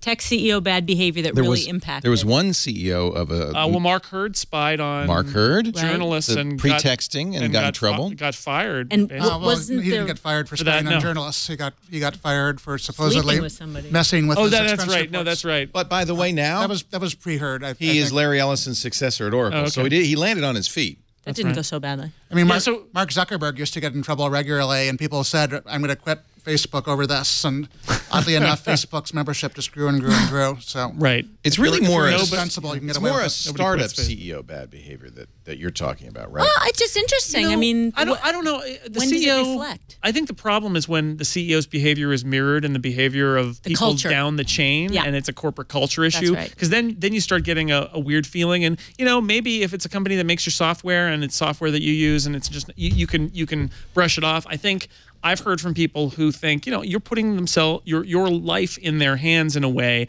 by signing up for the service and getting in a car with their drivers. And there is, whether it's realistic or not, there's this feeling like there's a partnership and there's a trust level there. And so to have a culture issue with a company that you feel like you're putting some trust in, that is a problem. Nailed it. Because you know why? I think that Uber has a barrier to entry with normal people, which is I'm using my phone to call someone to request information of someone who's not been vetted by anyone. Once you use Uber once, and you then go back to riding a taxi, which we did this weekend in San Francisco because Lisa would not use Uber, it was a horrible experience. I don't like taxis. You think taxis are better than Uber? No, it's just a different. It's a different. I think once people experience Uber, they want that friction-free experience. They don't want the fist bump, but they certainly like the idea of pressing a button, knowing when their car is going to arrive, getting in that car. It's a nice, clean car. Driver's nice. You can rate the driver, right? So if the drivers are jerks, they're out of business. He can rate you. If you're a jerk, you're out of business, and you don't have to pay him. You just get out of the car when you arrive. But you said once you try. You think people won't try it now because of this? There's a social contract with a taxi that is hundreds of years old and well established. Yeah. And so breaking that to engage in a new social contract with a company that's suddenly gotten shaky on their morals, I think is a barrier to entry ×2. I think Uber makes for an interesting contrast with Airbnb, which has worked so hard to create this warm, fuzzy image that they're making the world a better place by introducing strangers to each other. And Uber, up until a couple of weeks ago, was almost glorying in having an abrasive, unpleasant, sassy culture. And I think that is probably over. But isn't it the case if you're a startup, especially a startup like Uber, that is fighting against a deeply entrenched incumbent like the taxi commissions of the world? They were just banned in the state of Nevada. Right, and Uber they were just banned in Toronto. Uber has to be pushy and unpleasant on some level. Absolutely. They had to have that scrappy mentality that, it's us against it's the David versus the Goliath. We're David. But now they're a $40 billion David. Right. Airbnb has some of those same challenges because they're fighting the hotel industry. Right. And they've managed to do that. Do you think that's conscious? I think it's conscious. Oh, absolutely. They're the anti-Uber. Although we've just learned that 19 people make the lion's share of money from Airbnb. These are the big businesses that have become Airbnb businesses. 19 individuals make more than half of all the money. Wasn't that it, at Airbnb? So maybe they're not the scrappy little guy either. Well, I mean, maybe that's a myth around the company. It's bringing people together. It's bringing, it's created a new form of entrepreneurship, which is... It's very conscious on their part. It's the brand that they have created. It's a brand thing. But it's working for them. Yeah. Give me your wrist. Uh-oh. Are you going to electrocute me? I am. I brought this for you. So we talked about this on the show. Becky Worley does these reviews for Good Morning America, and this was what, smartwatches? Yeah, and this one I did a little bit on GMA and then a little bit on Yahoo. So let's imagine that you have a Fitbit really or nervous. this is the Pavlok. That's on Pavlok. Pavlok. It's a fitness band. It could be a fitness band, but it's a motivational tool. Yeah. So let's just work with it in the fitness band. Let's say that you've told your Fitbit or your whatever that you want to do 10,000 steps a day. Yeah. By 4:30 in the afternoon. Yeah. Well, if you don't do it by 4:30, it does this. Nothing? What? Nothing. Oh, I got to do it faster. Just Hold cry on. in pain. And there you go. There you go. When my mom gave me my That hurt, right? That's terrible. It hurts, right? That is terrible. You shocked me. It's not. It's like a bad static shock. You know, when you touch your dog's nose after you walk on the carpet. It's on that order. It's 220, but it's brief. Yeah, but it's not. And you were brave to have done that. I didn't know what I was getting into, so I don't how get much any, I love you. That I I don't can get any just... credit for being brave, but that hurt. Yeah, I know. It wasn't do like a taser. It didn't hurt like a taser. This is good You want to try podcasting. it? No. It's not that way. No Needles, come here, freaking Needles. way. So, by the way, I love it that Becky does this, and you're right. It was Yahoo, not GMA, that we actually reviewed this. It hurts. But you're a tough person. You don't. You know you're a mom. You're a rugby player. How many knee operations have you had? I've had 6 knee surgeries, 15 broken bones, and I gave birth to twins, and it hurt. And this little watch. Do you want to try it, Jeff? Come on. Come on. Come here, Jeff. It's surprising. Jeff will try. We love Jeff. He'll try anything. And I want to say... It's like a Spinal Tap drummer. Here, you come got on another over here one and waiting? I'll let you know how it goes. Yeah. You can do this. It's not only a negative reinforcement. There's also... It's actually Jeff works for me, so I'm going to make you do it. Okay, come here. Because I don't want to get sued for some sort of harassment. Nervous? Sure. You're a little nervous? Okay, so let's get this a good contact point. Yeah, make sure it's tight on right. his wrist. All right. Did you feel it? Did you feel it? Yeah, I felt it. You sure? See, I'm like the sadist. It made me jump. Yeah. See, didn't feel it that time. Wow. You didn't feel it, huh? I felt it the first time. You felt you it the didn't first jump. time. You didn't make it tighter. Make it tighter. You didn't make it tighter. Make it tighter. I'm so mean. You don't want to try this? You're but good. see, you know what? That would motivate No, that me. didn't do anything. It didn't That feel, would maybe motivate it's out of me. juice. I would definitely get those 10. Oh, okay. Yeah, Did it make you your can hand feel go it, a little bit of a contraction? I Yeah. won't do it to you anymore. It's fine. No, I can't abuse a man in a You're sweet brave. That's sweater good, like Jeff. this. Yeah, that's is his that the Eagle. He's an Eagles fan. Christmas? Okay, all right. Yeah, going with that. Very I like Christmassy, it. isn't it? I've just shocked a person in a Christmas sweater. I feel evil. I'm so mean. Harry, Is this you know Philadelphia Eagles? I know. I'm Sweater. wearing my Pebbles, so I don't have a free wrist for it. See? Oh, unfortunately. yes. It's so I unfortunate. love the name Pavlok because it's like Pavlov's dog. Right. And it's a personal coaster on your wrist. I think, is it safe? Is it safe? Yes, it's very, very safe. It's safe, Is right? it safe? It's safe. Is It's it good safe. as a fitness band? This is not available for purchase. He's still well in But you development. would tie it to a smart app. So the app, you can do multiple things. So you can use a friend. Sort of. Have you used Pact at all? No. Where it has a monetary, a social, and a I think I need something that has punishment. punitive aspect. Yeah, so the I need monetary punishment. one is, and this Yeah. is how Pact works. You say you're going to go to the gym or do 10,000 steps, and you put $5 in. Yeah. It debits it from your PayPal. $5, and if you, no big deal. if you don't do it, Shock it takes me, it. Big deal. You can, see? Shock me would do Where it. does the $5 go? It goes to the rest of the pool of people who are using it who do use it. That's how Pact so if works. you do it, you get paid? If you do it, you get, this is Pact. If you do it, you get paid. If you don't do it, you lose the money. Oh, So that's one way of motivating I might you. do that. What is that? PACT? And then, so this has a little bit of that built into it. And then it also has you have to check in with a friend who then checks you in. So you have to call a friend and say, I didn't go to the gym.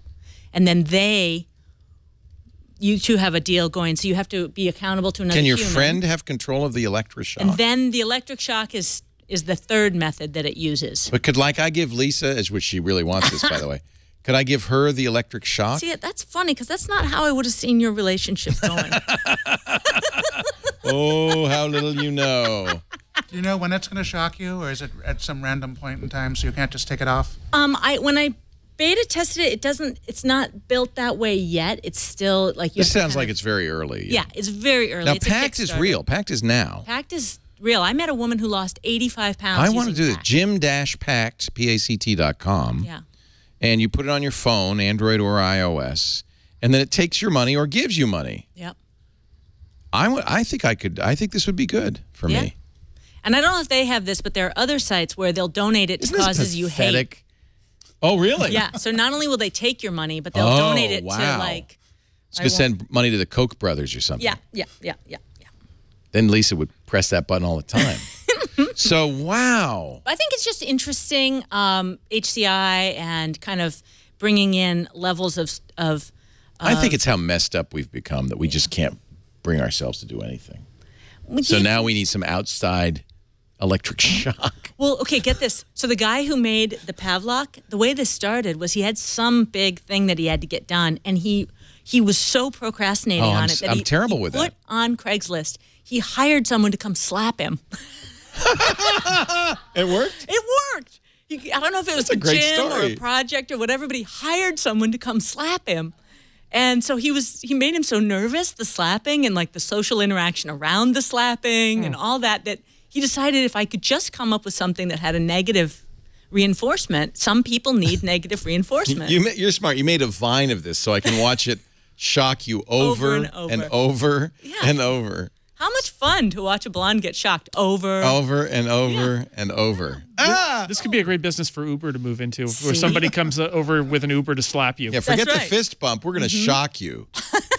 We're going to slug you. Just a slap car. Can I get like underwear with that? Oh, whoa. You're moving into a new, that's a whole nother business. You got to fill out a captcha for that later. Yeah. Wow. Yeah. Wow. So leave it to me. Whenever I come onto it, I got to do a little Gallagher. I got to bring you some props. That's good. You know. You know what? When I first saw this, I kind of laughed, as we all did. Now I want it. Okay, well, I'll tell you why I know I don't want that. I'm going to do the Gym-Pact. Gym-Pact is good. I don't good. really want to get shocked a lot. I'm afraid it might stop my heart at some point. Let me tell you this. Or start your heart. Either one. Look at this thing and let me put it back on your arm. How does that make you feel? Don't do it, Leo. Don't do it. It's a trap. I'm going to do whatever it takes not to have that thing shock me. I'm not putting it on there, but just that feeling, that's how I felt, that I knew that it was that it was going to really work. Because when I thought about the thing on my arm, it made me nervous. And I thought, wow, that's a visceral feeling that goes beyond that sort of, how we put off the things that we really want to do by the more immediate things. Three-toed sloth in our chat room says... I just like his name. I just want to say that again. Three-toed sloth in our chat room. What did he say? Now I forgot. Lick a 9-volt battery if you're cheap. He said, if you're cheap, lick a 9-volt battery. You don't need the watch. That's good. It's worse than licking a 9-volt battery. It is. That just tastes like metal. It'll give you a little tongue tingle. This ain't no tongue tingle. No. This is like the worst static shock you've ever had. That's right. Right? That's right. Would you say that? Well, it also, I was impressed by a Christmas sweater guy because he didn't jerk away because I couldn't help myself. Probably doesn't have any nerve endings. He's worked for us too long. Maybe there was a hair barrier. I think the Philly connection there also. He's from Philly. That's right. He's for him, you got to throw like batteries at him. He's from Philly. Yeah, right. Otherwise, he's fine. Wow. By the way, he's joined Gym-Pact already. Oh, he has. But I saw Jeff. I saw him get excited about it. He's not excited about paying the money. He knows he's going to get money. He's going to get it. I know. I'm telling you. And that's all he really cares. I'm going to get $5. I'm going in there to get the $5. What is your resolution going to be? What are you going to do? Go to the gym every day? 3 days. 3 days a week. Nice. That's good. Tell me how it works because I've met people that it worked for them, but I'd like to know, the more data that you have. These are good apps. These are good. Can you make it $100? Sure. Because that'd hurt. Yeah. That'd hurt. Yeah, but what if I make it $100? You could set it for $100 if you miss a day. Yeah. That would hurt. $5, I'm going to go, it's worth it not to have to go to the gym. It has to be more than the it's worth it number, whatever that is. Yeah. Can you set the amount? If you were rich, could you do 500 or whatever? Yeah. Yeah. I think One more thing on Uber, and I don't know if this is bad or not. Maybe we'll get the panel of experts to explain. Uber's Android app goes out, and Twitter's going to do this too, and looks at every app on your phone to see what you got. Looks at all the data it can get. Now, we've seen before, and I've always calmed people down when they look at the Android permissions, because Android has, it requires you to request a lot of stuff. Even if you want to do one little thing, it's kind of got a big umbrella category, and people look at it and go, oh my God, it's going to make phone calls. No, it's not. It just needs to be able to access the dialer or whatever. But this looks like, according to GironSec, the Uber app actually calls home and sends data back to Uber about your SMS log, your call history, your Wi-Fi connections, your GPS locations, your device ID. It's a long list. Now, this is the Android version. Did you say Neighbors Wi-Fi? That was the one that creeped me out. Wi-Fi Neighbors. So it's not just the Wi-Fi you're connected to, it's the Wi-Fi in your vicinity. You could make the case that Uber's trying to make a kind of a Skyhook-style map, location map or something like that. But really, does this seem like, again, this seems like more bad behavior from Uber. That's a lot of information. Battery level, health, plug, device info. I mean, this is a ton of stuff. This is from the Cult of Mac. Uber has provided some clarification to the company's data gathering. It mentions that the blanket access is actually a requirement from Google. Access to permissions, including Wi-Fi networks and camera, are included so users can experience the full functionality of the Uber app. This is not unique to Uber, and I'd agree with that. But in fact, Recode notes that Uber competitor Lyft does require the same access. So I'm unclear. It sounds like that this company that GironSec that revealed this saw data of a variety of kinds being sent, and that's the problem. Right. Asking for the permission is one thing. Everybody needs to do that. It's what actually happened. So if we'll just have to see. But this is what I mean about how Uber has lost some of the benefit of a doubt from any story now, right? This might be something that we shrugged off, and it's like, look, it's just another Android app permission story. It's not that big a deal. This happens all the time. But now it's sort of like, oh, well, it's Uber. You never know what they might be doing. Bring it. Yeah. Right. Well, we'll watch that one and see what happens there. It may be that they're just doing what everybody else is doing, which is asking for blanket permission. Which is stealing all of your personal data and using it for unknown purposes. Twitter has like said, everybody else, really. So. Twitter has says it's going to look at what apps you have. But don't you assume that with OAuth, that if you're using... Now, it's not just if you're using your Twitter identity to log on. They're going to look at everything? Well, what it's looking for is the URL registrations in your system, so it knows what apps have registered for URL schemes, I believe, is what they're doing. And Facebook does this already with all the apps that you're... So these are apps that you have logged into with Twitter and you've given Twitter permission? No, I believe you've installed them on your phone, and the apps register for a URL handler. Like you can pass. It's like on iOS how inter-app communication happens. This is what Twitter wrote. To help build a more personal Twitter experience for you, we are collecting and occasionally updating the list of apps installed on your mobile device so we can deliver tailored content you might be interested in.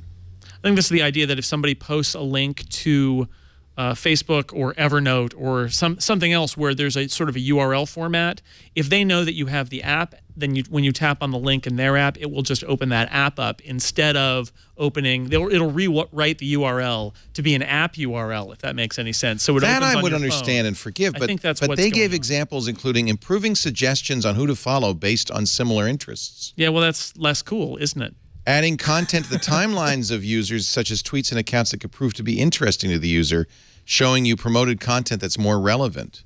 You've got we see you have Angry Birds installed. Would you like to perhaps buy the product red level of Angry Birds? So nice of Twitter. It's so thoughtful. You can opt out.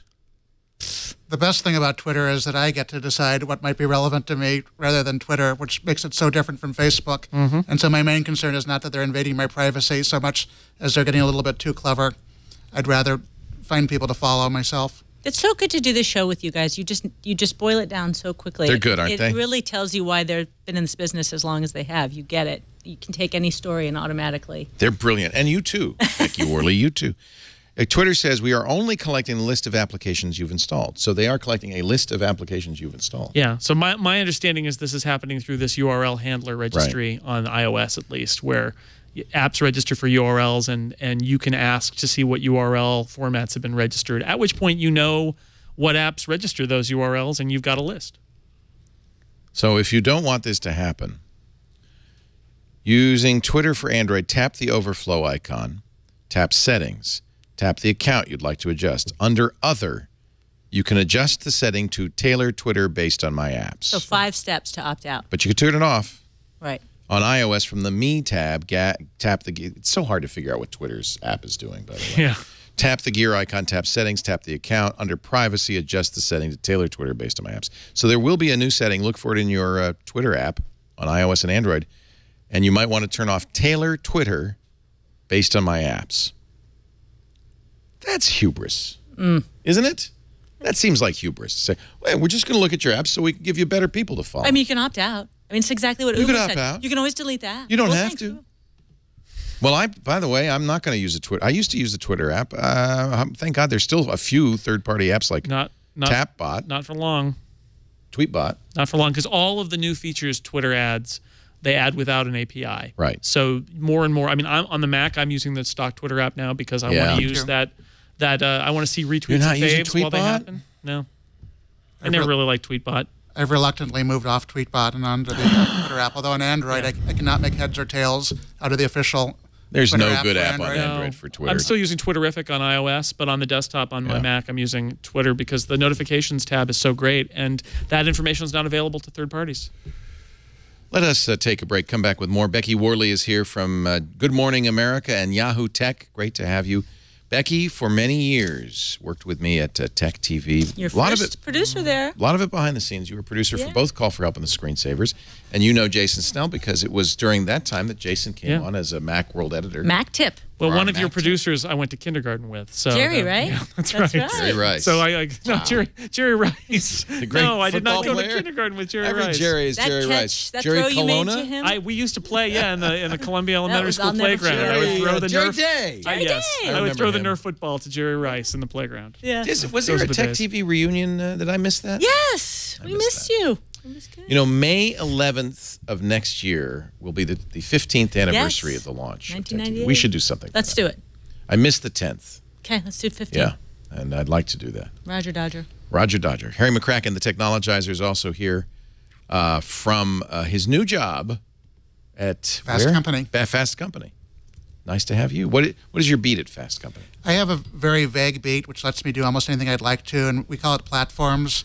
So it's iOS, Android. It covers Facebook, Microsoft, almost anything that involves levels of technology. So chips, devices, operating systems. I think that's actually the most interesting. Yeah. You can talk specifically about Uber and Twitter, but what really is interesting is ride sharing or social media.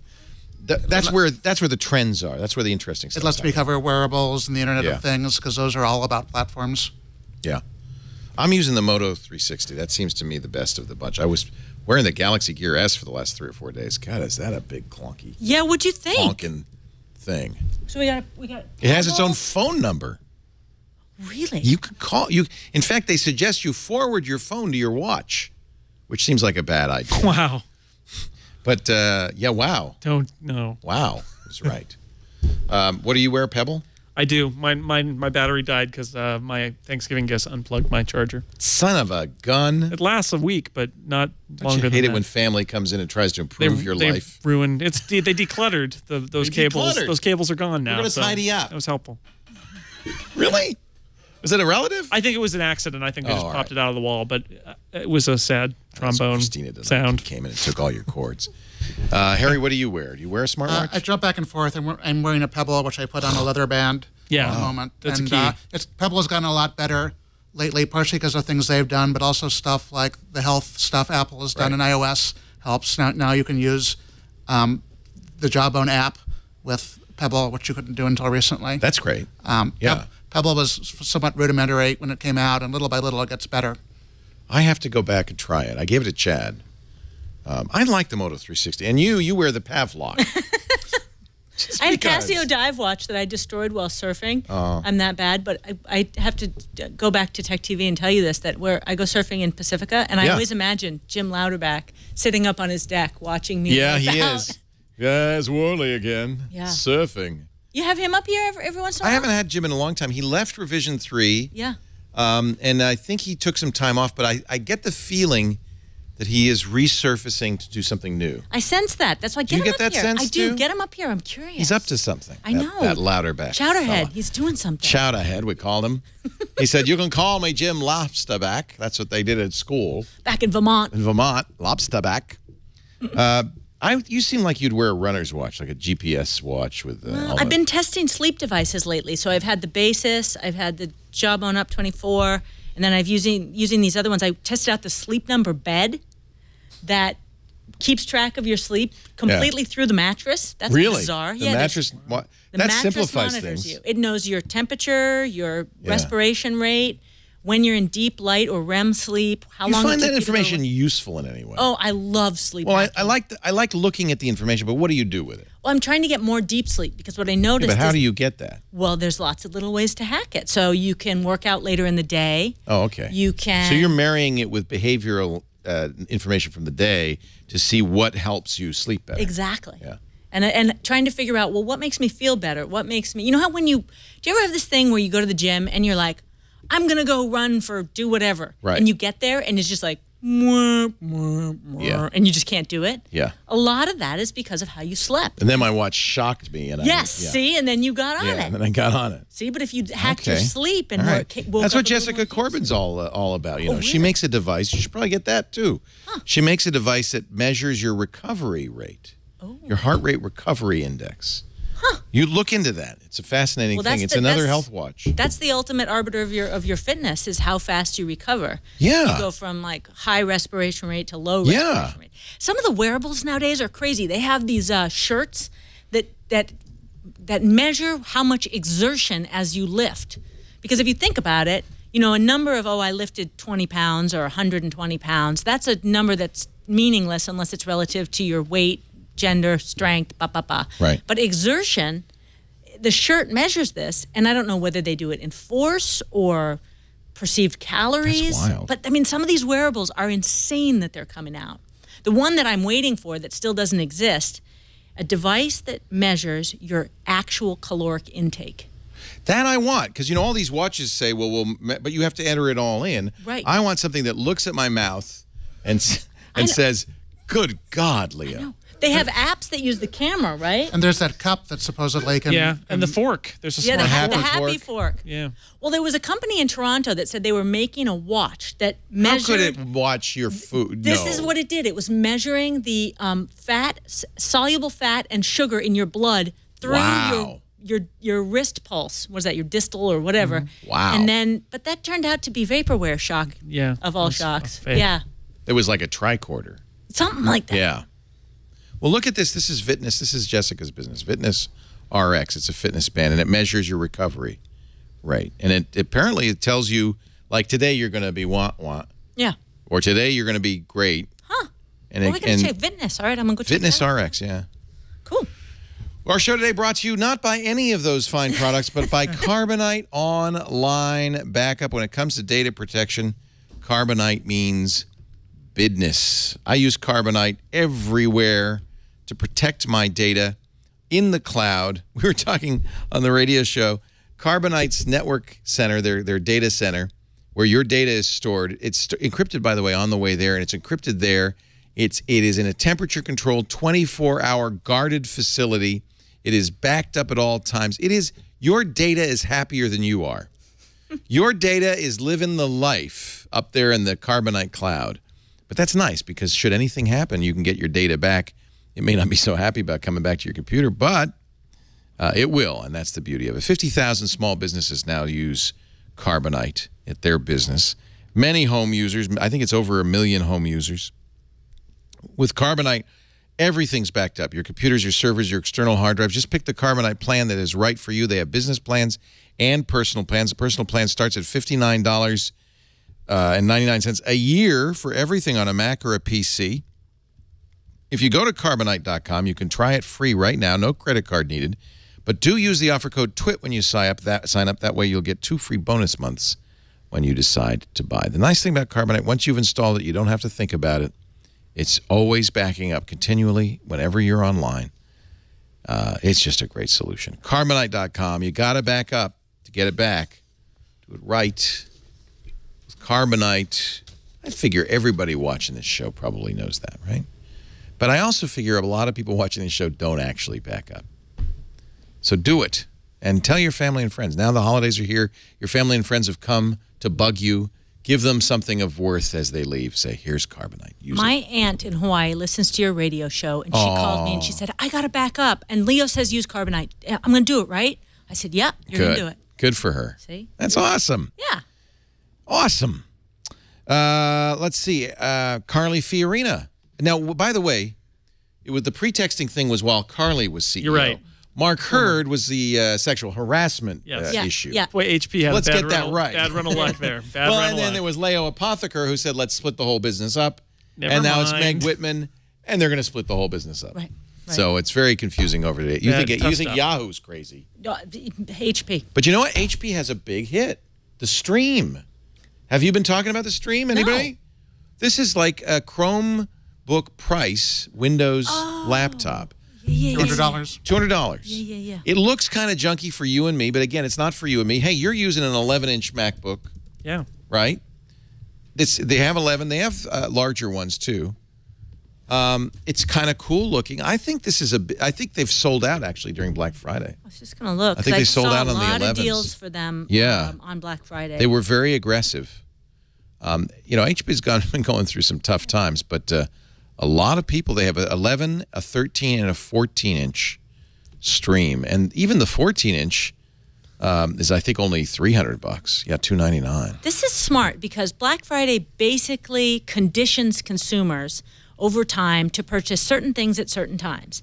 And one of the things that we've been told over and over is that laptop deals on Black Friday are significant. So if you can put a sub 200 laptop on the table, the spec, it's not that consumers aren't intelligent and doing their research, but specs are not as important as price to certain That's the bottom line for a lot of buyers. buyers. It's like, can I get on the internet? Can I use Office? Good, I'm in. Probably not something you or I would use, but I think this is HP's response to the Chromebook. Oh, yeah. It would never exist without the Chromebook. Yeah. Okay. And Carly Fiorina, former HP executive, remember she ran for governor in California. Ooh, she spent a lot of money. Spent a lot of money, didn't even come close. She ran for was it this? Meg Whitman ran for one thing. Whitman ran for governor. What did Carly run for? for? The Senate. Yeah. Senate. All right. Yeah. Again, Governor and Mark and Hurd Senate. did not run for any And Mark office, as far as Hurd we did know. not run for anything. Know your CEOs. Again, know your CEOs. So Meg Whitman, that's right. She ran for governor and lost. Yeah. And then got HP as her consolation prize. Carly ran for Senate in 2010. Yeah. Against Dianne Feinstein. I can't remember. Or was it Barbara Boxer? Against Boxer. But, I think I am too old now for this. Would you take over? Yeah, I'm here for going It's not home. a political show. I'm going to the home. Well, yeah, okay, so this is the thing, right? We were talking about podcasts, and I think about it as a I'm getting my paycheck comes from ABC. Right. And I think about all the money that is going into TV ads, political TV ads. Yeah. So podcasting, if it ever starts to go down, you just got to take political ads, Leo. It keeps radio alive single-handedly. I know. Keeps right? radio alive because the radio is required to offer ads to political candidates and parties and propositions. And it's California. There's so much stuff.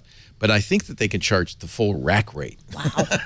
So they're required to sell these ads, but they don't have to give you a discount. So the radio loves political ads. Maybe. I'm telling you, I can't bite the hand that feeds me. I don't like it. But we had the candidate for lieutenant governor for the great state of California came into our audience and sat here during an entire twit.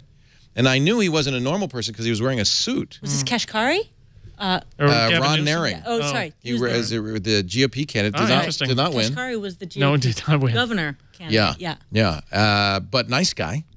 He came in. He wanted to meet with me. I think he was very confused about the power of the twit army. Do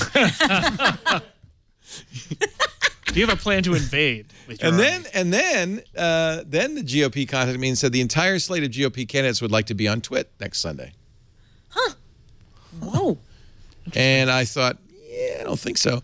I said, well, if you want, we'll talk before the show. And then they said, oh, no, we got a dinner. Oh. So, never mind. Super interested until we're not. Flickr is annoying photographers. Now, when you put a picture up on Flickr, you can decide on the license. You can assign it a Creative Commons license if you wish. And in many cases, people assign a very lenient Creative Commons license that allows people to use your photos. I think that's a nice thing to do. But according to some, Flickr is about to sell your prints and not give you a penny because you said you would.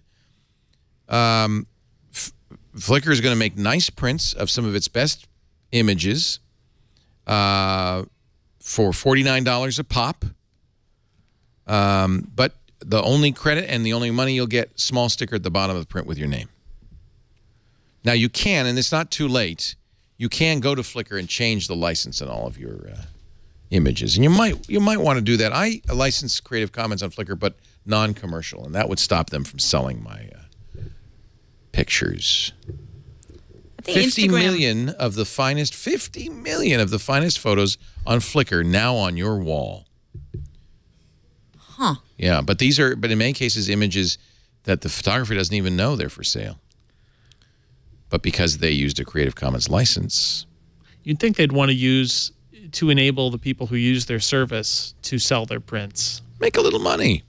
Rather than just sell them. Yeah, they're nice prints. It's too bad, too, because as somebody who will use the Creative Commons licensed photos on my own website, right? With credit, what this is going to do, it's going to pull a lot of photos off of Creative Commons on Flickr and make the whole service poor for it. I think a lot of these photographers know that you're probably going to use this as stock photos on the web and don't mind. But they might think that a big company like Flickr, owned by Yahoo, sorry.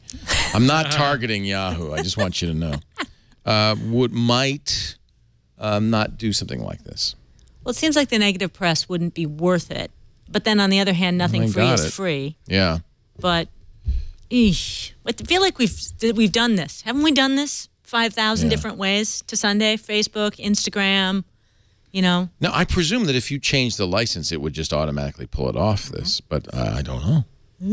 I mean, these are people who, as far as I know, intentionally said, yes, you can use this thing I took for commercial purposes and make money off it. I think the fact that it's Flickr doing it probably gives people a different attitude because they didn't expect that to happen. Right. And Flickr probably could get around by this and avoid an unforced error just by throwing a little money people's way. It's a great term, an unforced error. Unforced error.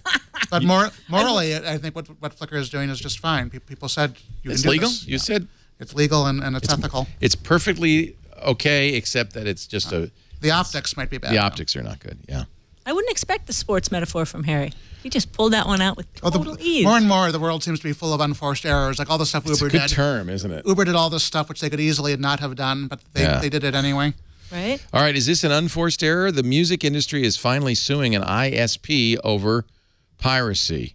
BMG and Roundhill Music are suing Cox Communications, saying that Cox has not done enough to punish those who download music illegally. This is what the ISPs wanted to avoid when they agreed to the industry's 6 strikes rules.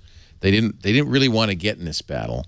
God, law moves slow. This is like 7 years ago, 8 years ago. They're using Napster. Actually, they're really complaining about BitTorrent. In their complaint, the music publishers describe the Cox network as an out-of-control den of piracy. Quote, today, BitTorrent systems are like the old P2P systems on steroids. Oh. It's like Napster on steroids. Even their terminology is It's like the so Boston 80s. Strangler. On steroids. On steroids. Yeah, even that's old. They're using performance-enhancing drugs on the old P2P systems.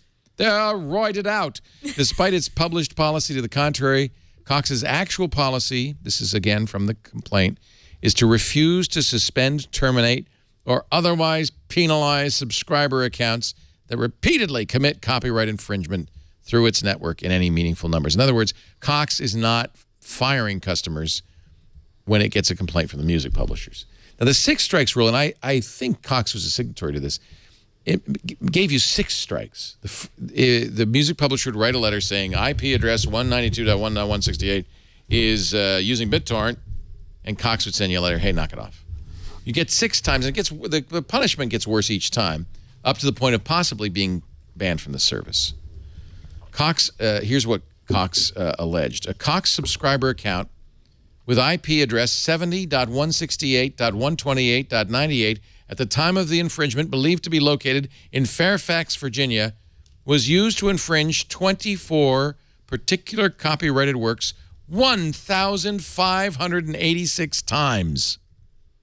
See, that seems like an appropriate time for throttling. Is a little case-by-case punitive throttling, especially if it's Taylor Swift songs. So I'm just saying, yeah, I get it. I guess. Cox has declined to comment. This is an Ars Technica story. Cox was contacted but did not comment, but presumably will fight it in court. I think the record, the ISPs don't want to be doing the bidding of the record companies in this regard, right? But they want to skate around any kind of lawsuit. This is the first time the record companies have actually said, you know what, we're going for it. In the past, there's been this kind of truce. Well, they had to do, it's like parenting, right? You got to drop the hammer at least At some once, point, you have to sue. or else it's just all empty threats. Yeah. You got to put them in timeout. They also said that Cox, we've been sending these copyright infringement notices to Cox. Cox, quote, actually has taken measures to avoid and stop receiving those notifications, suggesting they were basically treating them like spam. Oh, it's another email from BMG. I just throw it in the trash. Well, we'll watch this one again with interest. This does feel like we haven't had a record company lawsuit in ages, have we? They realized it was a really bad idea to sue end users. Nobody's going to complain about suing Cox. And then that makes Cox the police, and they have to be the bad guy who enforces what the all record of these. industry would like. Yeah. And I should point out that it's very deceptive to say what they, what was it, 1,590. It sounds like, they have been giving, basically selling these copyrighted works to thousands of people. I'm sure the way BitTorrent works is you get bits and pieces from a lot of people. I'm sure all that means is there were 1,586 connections. And they, whoever this was, knowingly or unknowingly, I think a lot of people install a BitTorrent client and don't realize that it is then serving out that content. There's those 24 whatever songs in their BitTorrent folder and 1,586 connections. One subscriber engaged in 39,000 acts of copyright infringement over 189 days. 39,000! That's one 13-year-old girl. Yeah. It's easy. You could do that in a couple of days. All right, I'm going to do one more commercial, and then we're going to show you the heartwarming video of the moment that will take all of this bad taste about Black Friday out of your mouth. I cried. And put it on your wrist. You know what I'm talking about. I cried. I cried. I cried. I made the mistake of showing it right before the radio show, and I was in tears. Isn't that the worst? At least you weren't wearing eyeliner. I was dripping. Our show today brought to you by Squarespace. Squarespace 7 is here. They can, the great thing about Squarespace is, it's hosting plus software. But because they do both, your Squarespace site is always going to get the updates, get the new stuff, get the security fixes, whatever it is. And Squarespace 7 is basically available to every existing customer. Just go to the Settings tab, activate the new features. All new customers will get it. Squarespace helps you make the best-looking website so easily. If you don't have your own web page, you need one. You have to have a site that you control, you own. You can do everything else. You can have a Facebook page for your business. You can have a Twitter account, but you got to have the one place people go, ideally with your domain name on the web. And Squarespace makes that very easy. BeckyWorley.com, Squarespace powered. See? And, when you sign up for a year, they'll wire up that name. They'll get you the domain name for free and wire it all up for you. As little as $8 a month. Squarespace 7 makes it very easy to create your site because you'll pick one of these gorgeous templates. By the way, all the templates are state-of-the-art modern. Mobile responsive means they look great on any size screen. They've got e-commerce built in, all of that stuff. You pick the template. Easy to switch, by the way. You don't have to worry about the content. It's all protected. You can make your site look different every day if you feel like it. And now when you want to modify the template, which you do want to do, you want to customize it to make it yours, you could do that in live edit WYSIWYG editing right on the screen. You don't have to go back and forth in a preview mode. You're just looking at your site and you go, nudge that over that way. Put that down there. Let's add a Twitter feed. They have instant access to professional stock photography from Getty. Direct purchases inside of Squarespace from Getty Images at as little as $10 each. Instant branded email setup with Google Apps. It makes it so easy to set up an e-commerce site. If you're a photographer, if you're a band, they have a template for bands that include tour dates, merch sales, all of that stuff. Every template has built into it e-commerce, even the most inexpensive. They've got a great developer platform. If you are a wizard on the web, you can really go crazy. And it's so easy to use. If you want some help, though, they have live chat and email support 24/7 from their offices in New York. They've never outsourced their help. Plus, of course, a great self-help site with articles, workshops, webinars, and more. As little as $8 a month. But you know what? You can go there right now and try it for free. No credit card necessary. Just click the Get Started button. Set up your site. You can even import content from your old site and just make a great page. See what it would look like. See how it would feel to be a Squarespace customer. And then, after 2 weeks, if you decide to buy, please use the offer code TWIT, and we'll get you 10% off your new site. Squarespace.com. Try it today. Offer code TWIT once you buy.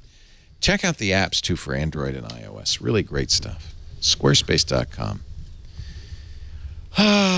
So, there are some very cynical people on the web. No, I don't. Yes, there are. Who swear that this is a fake. I would submit there's no way this could possibly be a fake. I have a very good nose for fakes. And gosh knows there are a lot of fakes on the web. Everyone's a dog on the web. Everybody's a dog. No one knows you're a dog. This is a guy, a kid, 10-year-old kid named Santiago from Argentina. Mom and Dad were struggling a little bit, and he said, I want a tablet. I want a tablet. And Mom and Dad thought it'd be kind of funny to punk him just a little bit. They wrapped up. Well, let him it looks like a tablet. Yeah, it really looks like that. He's Santiago's very excited. He's got his jammies on. Have it muted, He's Leo? psyched. Oh, do I have it muted? Let me turn on the sound. You can. It's in Spanish. Yeah. And it's not a tablet, Santiago. It's a wooden cutting board. And the note says so that you can cut fruit and vegetables. And look at, now this kid is in deep psychic pain right now. Right. He thought he was getting a tablet. He got a piece of wood. But you know what? He's hiding it so well. I wish my kids were this good. And look, he even kisses his mama. He's reading the note. Yeah. Oh. Cleans up the wrapper. Kisses his mama. He understands. Times are tough. Don't have a lot of money. I really did want a tablet, but okay. Now, then they find another box. Looks like, I don't know, it looks like a shoe box. I think it's shoes. I think it's new soccer cleats. So he's happy. He's a soccer player. Yeah. Of course he is. Everybody in Argentina plays the beautiful game. You got to do it. Beautiful game. Got to do it. What was the one goal with the hand, Maradona? Beautiful, Maradona. Hand of God. Hand of God. Hand of God. Nobody better. Cheating. I'm sure he's a fan. Harry. Cheating. It was the hand of God. It wasn't my hand. Yeah. Right. Hand of God. Cheating. But now, and so he's opening this up. He's a sweet kid. I like this. It's going to be another cutting board, isn't it? It is. It's going to be a knife to go with the cutting board, which is really kind of a beautiful thing. Right. No, Also, wait a minute. That's shoes, right? That's running shoes. Fila. Wait a minute. Whoa. Boy, that was a look. It's No, it can't be. No. He's frozen. Oh, I got all teary. Don't you get teary? Yeah. Because he thought he got a piece of wood and some shoes. Oh, you think he knows what it is? Another big hug. You got the tablet. Now, let me tell you something. This is not fake. First of all, you cannot make. First of all, you wouldn't put that nipple in there. No, put a nipple in a hell? That did disturb me. But secondly, you cannot make a kid. You can't make a 10-year-old cry like that. No, I mean you can, but not for good reasons. Mom apparently saved up. The story's on the YouTube site. He is so happy. Now this, folks, if you don't appreciate the kid what a is great in life we tears. have. Yeah. And you've got your phone and your tablet and your laptop. This is a kid who really appreciates. Oh, he's so excited. I actually, I saw this, and I have been covering Black Friday, and so many people are just cynical about it. Consumerism. I know, but for a lot of people who spend that time in line at Black Friday, it's so that they can get a little bit more for their family. And I know that's maybe no, that makes sense, and I'm not going to be dismissive anymore. Even if that's only 10% of the people, then fine. Because of little Santiago. So long as there's no smackdown over the Barbie. That's all I'm saying. Yeah, don't fight. Yeah. Santiago's parents were not And involved that in any $400 skirmishes to get 4K TV that you bought may not be as good as you think it is. $899. 4K. Yeah. I know. Actually, that was like an LG. I mean, it was a major name brand. It wasn't. LG or something. Yeah, it was no. It was no. What are some of the crazy ones? Insignia. Vizio $700 4K TV. Where was that? At slickdeals.net. I think you. That's Walmart. Slick Deals. All right. No, I love that video. It's a sweet way to end our. I think so. Our giving thanks. Speaking of sweet, thank you for bringing some wine. It was delicious, and thank you for being here. We don't see enough of you, Becky, but I'm so glad when you can come. It's just, we think the world of you, and all the best at GMA. Thanks. And at Yahoo Tech. Yeah. Do you file on a regular basis there? Can we catch your stuff on a just whenever you get around? CES, man, it's happening. Oh, now what are you going to do for CES? I'm gonna go. I'm gonna take a lot of hand sanitizer. I'm going to try to avoid going out with Dvorak, because that's the only time I've ever gotten in trouble at CES. What happened? Dvorak. Remember, the right to forget. I luckily, that was pre-internet. Let's just put it this way. I ended up someplace that I never wanted. He's a wild man, isn't he? Dvorak and, who's that guy? San Simeon guy? Will Hurst. Yeah. Oh, those two are trouble together. Oh, yeah. Yeah, one's a billionaire. The other one's glad to spend the money. Oh, yeah. It was bad at 3 a.m. and I had a live shot on CNN at 4:30. And all of a sudden I realized I do not want to be with Dvorak and Hurst at 3 a.m. in Vegas an hour and a half before a live shot. That's trouble. Ooh, it makes me nervous just thinking about it. I'm all like sweaty thinking about that. You're going with ABC, so it'll be a big deal, right? You'll have. Well, I'm going with Yahoo. Oh, you're going with Yahoo? ABC doesn't care about that anymore. They don't care about CES? No. Yahoo Tech will be there. Well, awesome. We'll watch for your coverage. Thanks. That's, believe it or not, like a month away. I know. Oh, 6 weeks away. Holy cow. I know. Harry McCracken, you going to CES? This is the first year since 1991 that I'm not going to CES or Comdex or any other tech show in Vegas. How about Mobile World Congress? That's the one to go to nowadays. That's probably the one show to go to. Yep. Yep. Yeah, I'm skipping it for the first time ever. Really? Does that make you feel a little FOMO, a little fear of missing out? I'm torn between feeling like I'm skipping Christmas and feeling relief. Like I don't have to file my taxes. Yeah, and relief. You got a call. Harry, not going to CES is like getting a call from the governor. Yeah. Okay, it's like it's a reprieve. Up until now, I've always said that I like going to CES, and in some ways I do. So we'll see. So you're saying CES is like Christmas with root canal? Yes. It's like the two together. It's both fun and painful. It is. That's actually probably the most apt The way to do it would be to go there. In the old days, when I worked for a print magazine, trade shows were fun because when you went to a trade show, you stopped all your normal work while you were there.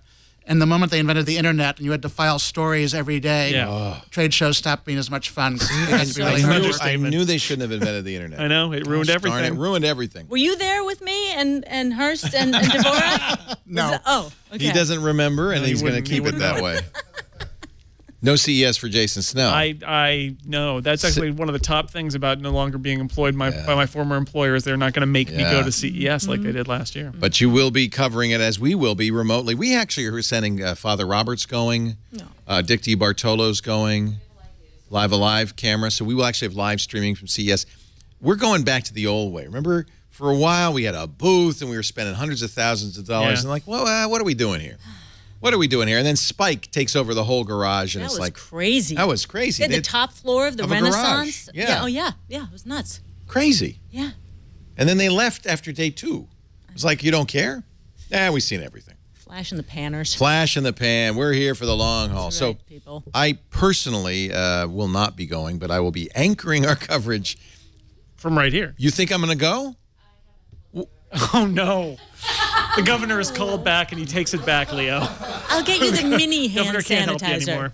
Un poquito CES for you. Was that worse than the shock? Yes. That was worse than the watch. Poquito CES. Poquito CES. It's like she gave me a piece of wood and then... Yes. Then the root It was the canal. opposite. The Incomparable is so good. I imagine, yes, you did. You talked about the Star Wars trailer. We did not just talk about the Star Wars trailer. We did an hour and 10 minutes about an 80-second long trailer. Wow. Crazy. Because you knew we would. Frame And by you Syracuse frame. went deep into it. Yeah. And, Oh, yeah. And you have seen, I'm sure, the variations already on the Star. There's the George Lucas's special edition of where the trailer. Got puppets going through just it, Jar Jar. Yeah. And there's the Lego Star Wars trailer, which is very good. Which is actually quite accurate. Yeah, they did a great job with it. This movie's not going to be out for more than a year, but there is a Star trailer. Wars fans are really excited. And They're reading the tea leaves. Tim Goodman has a podcast with you guys, right? Yep. He is awesome. Yeah, Tim Goodman from The Hollywood Reporter and I do a TV podcast called TV Talk Machine. It's on the Incomparable Network. He used to be the TV reviewer at the Chronicle, and I read his stuff religiously. Yeah, so we're doing a weekly TV podcast. So it looks like Six Colors has really become mostly about your podcast. Well, it's in there. You got to cross promote. You got to do it all. You got to do the cross promote. You got to do that. You got to have a little bit of this and a little bit of that. Little comics. But no, we got a lot. A little technology. That was my gift guide. Marvel Unlimited is a really great service. And then there's tech. There's lots of good stuff on Six Colors. And then check it out. There's Siri. Yes. Siri. Maybe Siri could do something. Look at that. Is there something wrong? I wondered about that screenshot, perhaps not having enough content. I want to watch television. Did I do something wrong? Oh, wait a minute. I had zoomed in. I'm sorry. There we go. Much better. Much better. Yeah, I love Six Colors, and you've got such great people working with you on the podcast. It just makes me really angry. Jason, Snell, and Friends. Upgrade Clockwise, The Incomparable, TV Talk Machine, Total Party Kill. I know. And The Anthology. And I'm happy to be here. Always happy to have you, Jason. Thank you for being here. Thank you all for joining us. We do Twit every Sunday afternoon, 3 p.m. Pacific. That's 6 p.m. Eastern Time, 2300 UTC. Please watch live if you can. As you can see, the chat room basically is our writers. Yeah. It's like our writers' room. Fact checks. They're good. They fact check. Real-time follow-up. It's good stuff. It's wonderful. We don't get to make a mistake for more than a few seconds before the chat room says you're wrong, and that's good. If you can't be in the chat room, if you can't watch us live, please do download an audio or video version of the show. They're all over the place, twit.tv, our website, of course, but everywhere podcasts are. You can also get one of the Twit apps. We didn't do any of them. Our great third-party folks did them for every platform, iOS, Android, Windows Phone, Roku, and on and on and on. And that way you can watch. If you'd like to be in studio, tickets at twit.tv. Nice, small, compact studio audience today. But and my dad. Including your dad, which is really nice to see. Is he Mr. Worley? Oh, no. Jim. Jim. Twit.tv/ is that best of? Yeah. Jason is giving me a little hint. He's got to put together a Christmas episode of the show that will be composed of the best moments from 2014. And in order to do that, since he wasn't here for it, it would really be helpful if you could put twit.tv/ best of and put in something that happened that you liked. Goes for all the shows, too. We've got all the shows listed, not just Twit. It could be long. It could be short. Yeah.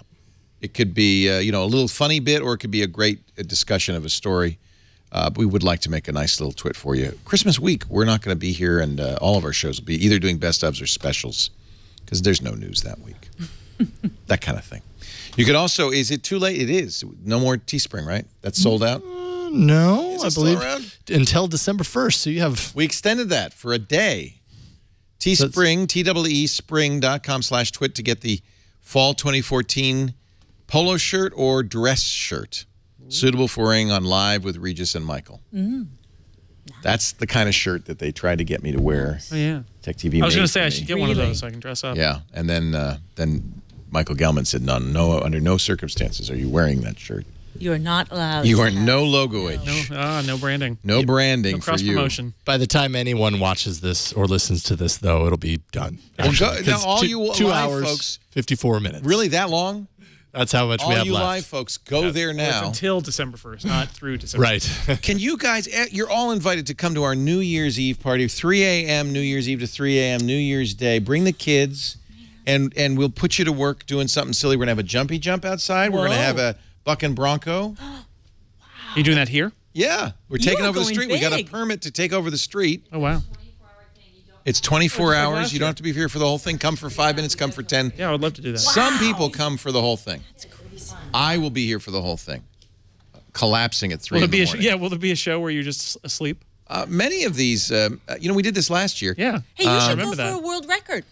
The longest podcast. Now, how long did Roker go? It was Rokercast made me think of it. How long did he go, though? 36 hours. I know, but you might there might not be a world record podcast yet.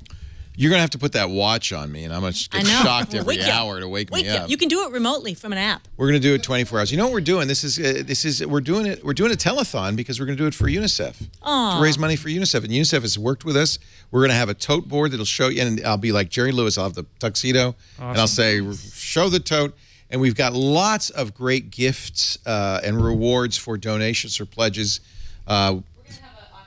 There'll be an auction. Fez-O-Rama, our fez maker, has donated some fezzes. Cool. We have some really nice stuff. So if you can tune in at any time, again, it doesn't have to ruin your New Year's Eve because it's ruin. That's not. It's going to make your New Year's That's not Eve. a positive approach. Well, I'm just saying, if you want to go out, get really drunk, and get in an Uber, you could. But my recommendation is you stay home and you watch Twit all day and all night. When is New Year's Eve? When is it? December 31st. Okay. You are this year. This year it's on There's the 31st. An app for that. It's on the 31st this year, yeah. Awesome. Yeah. I was just joking. I know what it is. I'm making sure. Dad. He doesn't have that much money. Jim, you and me, we're going to Hawaii. Thanks for joining us. We'll see you next time. Another Twit is in the can.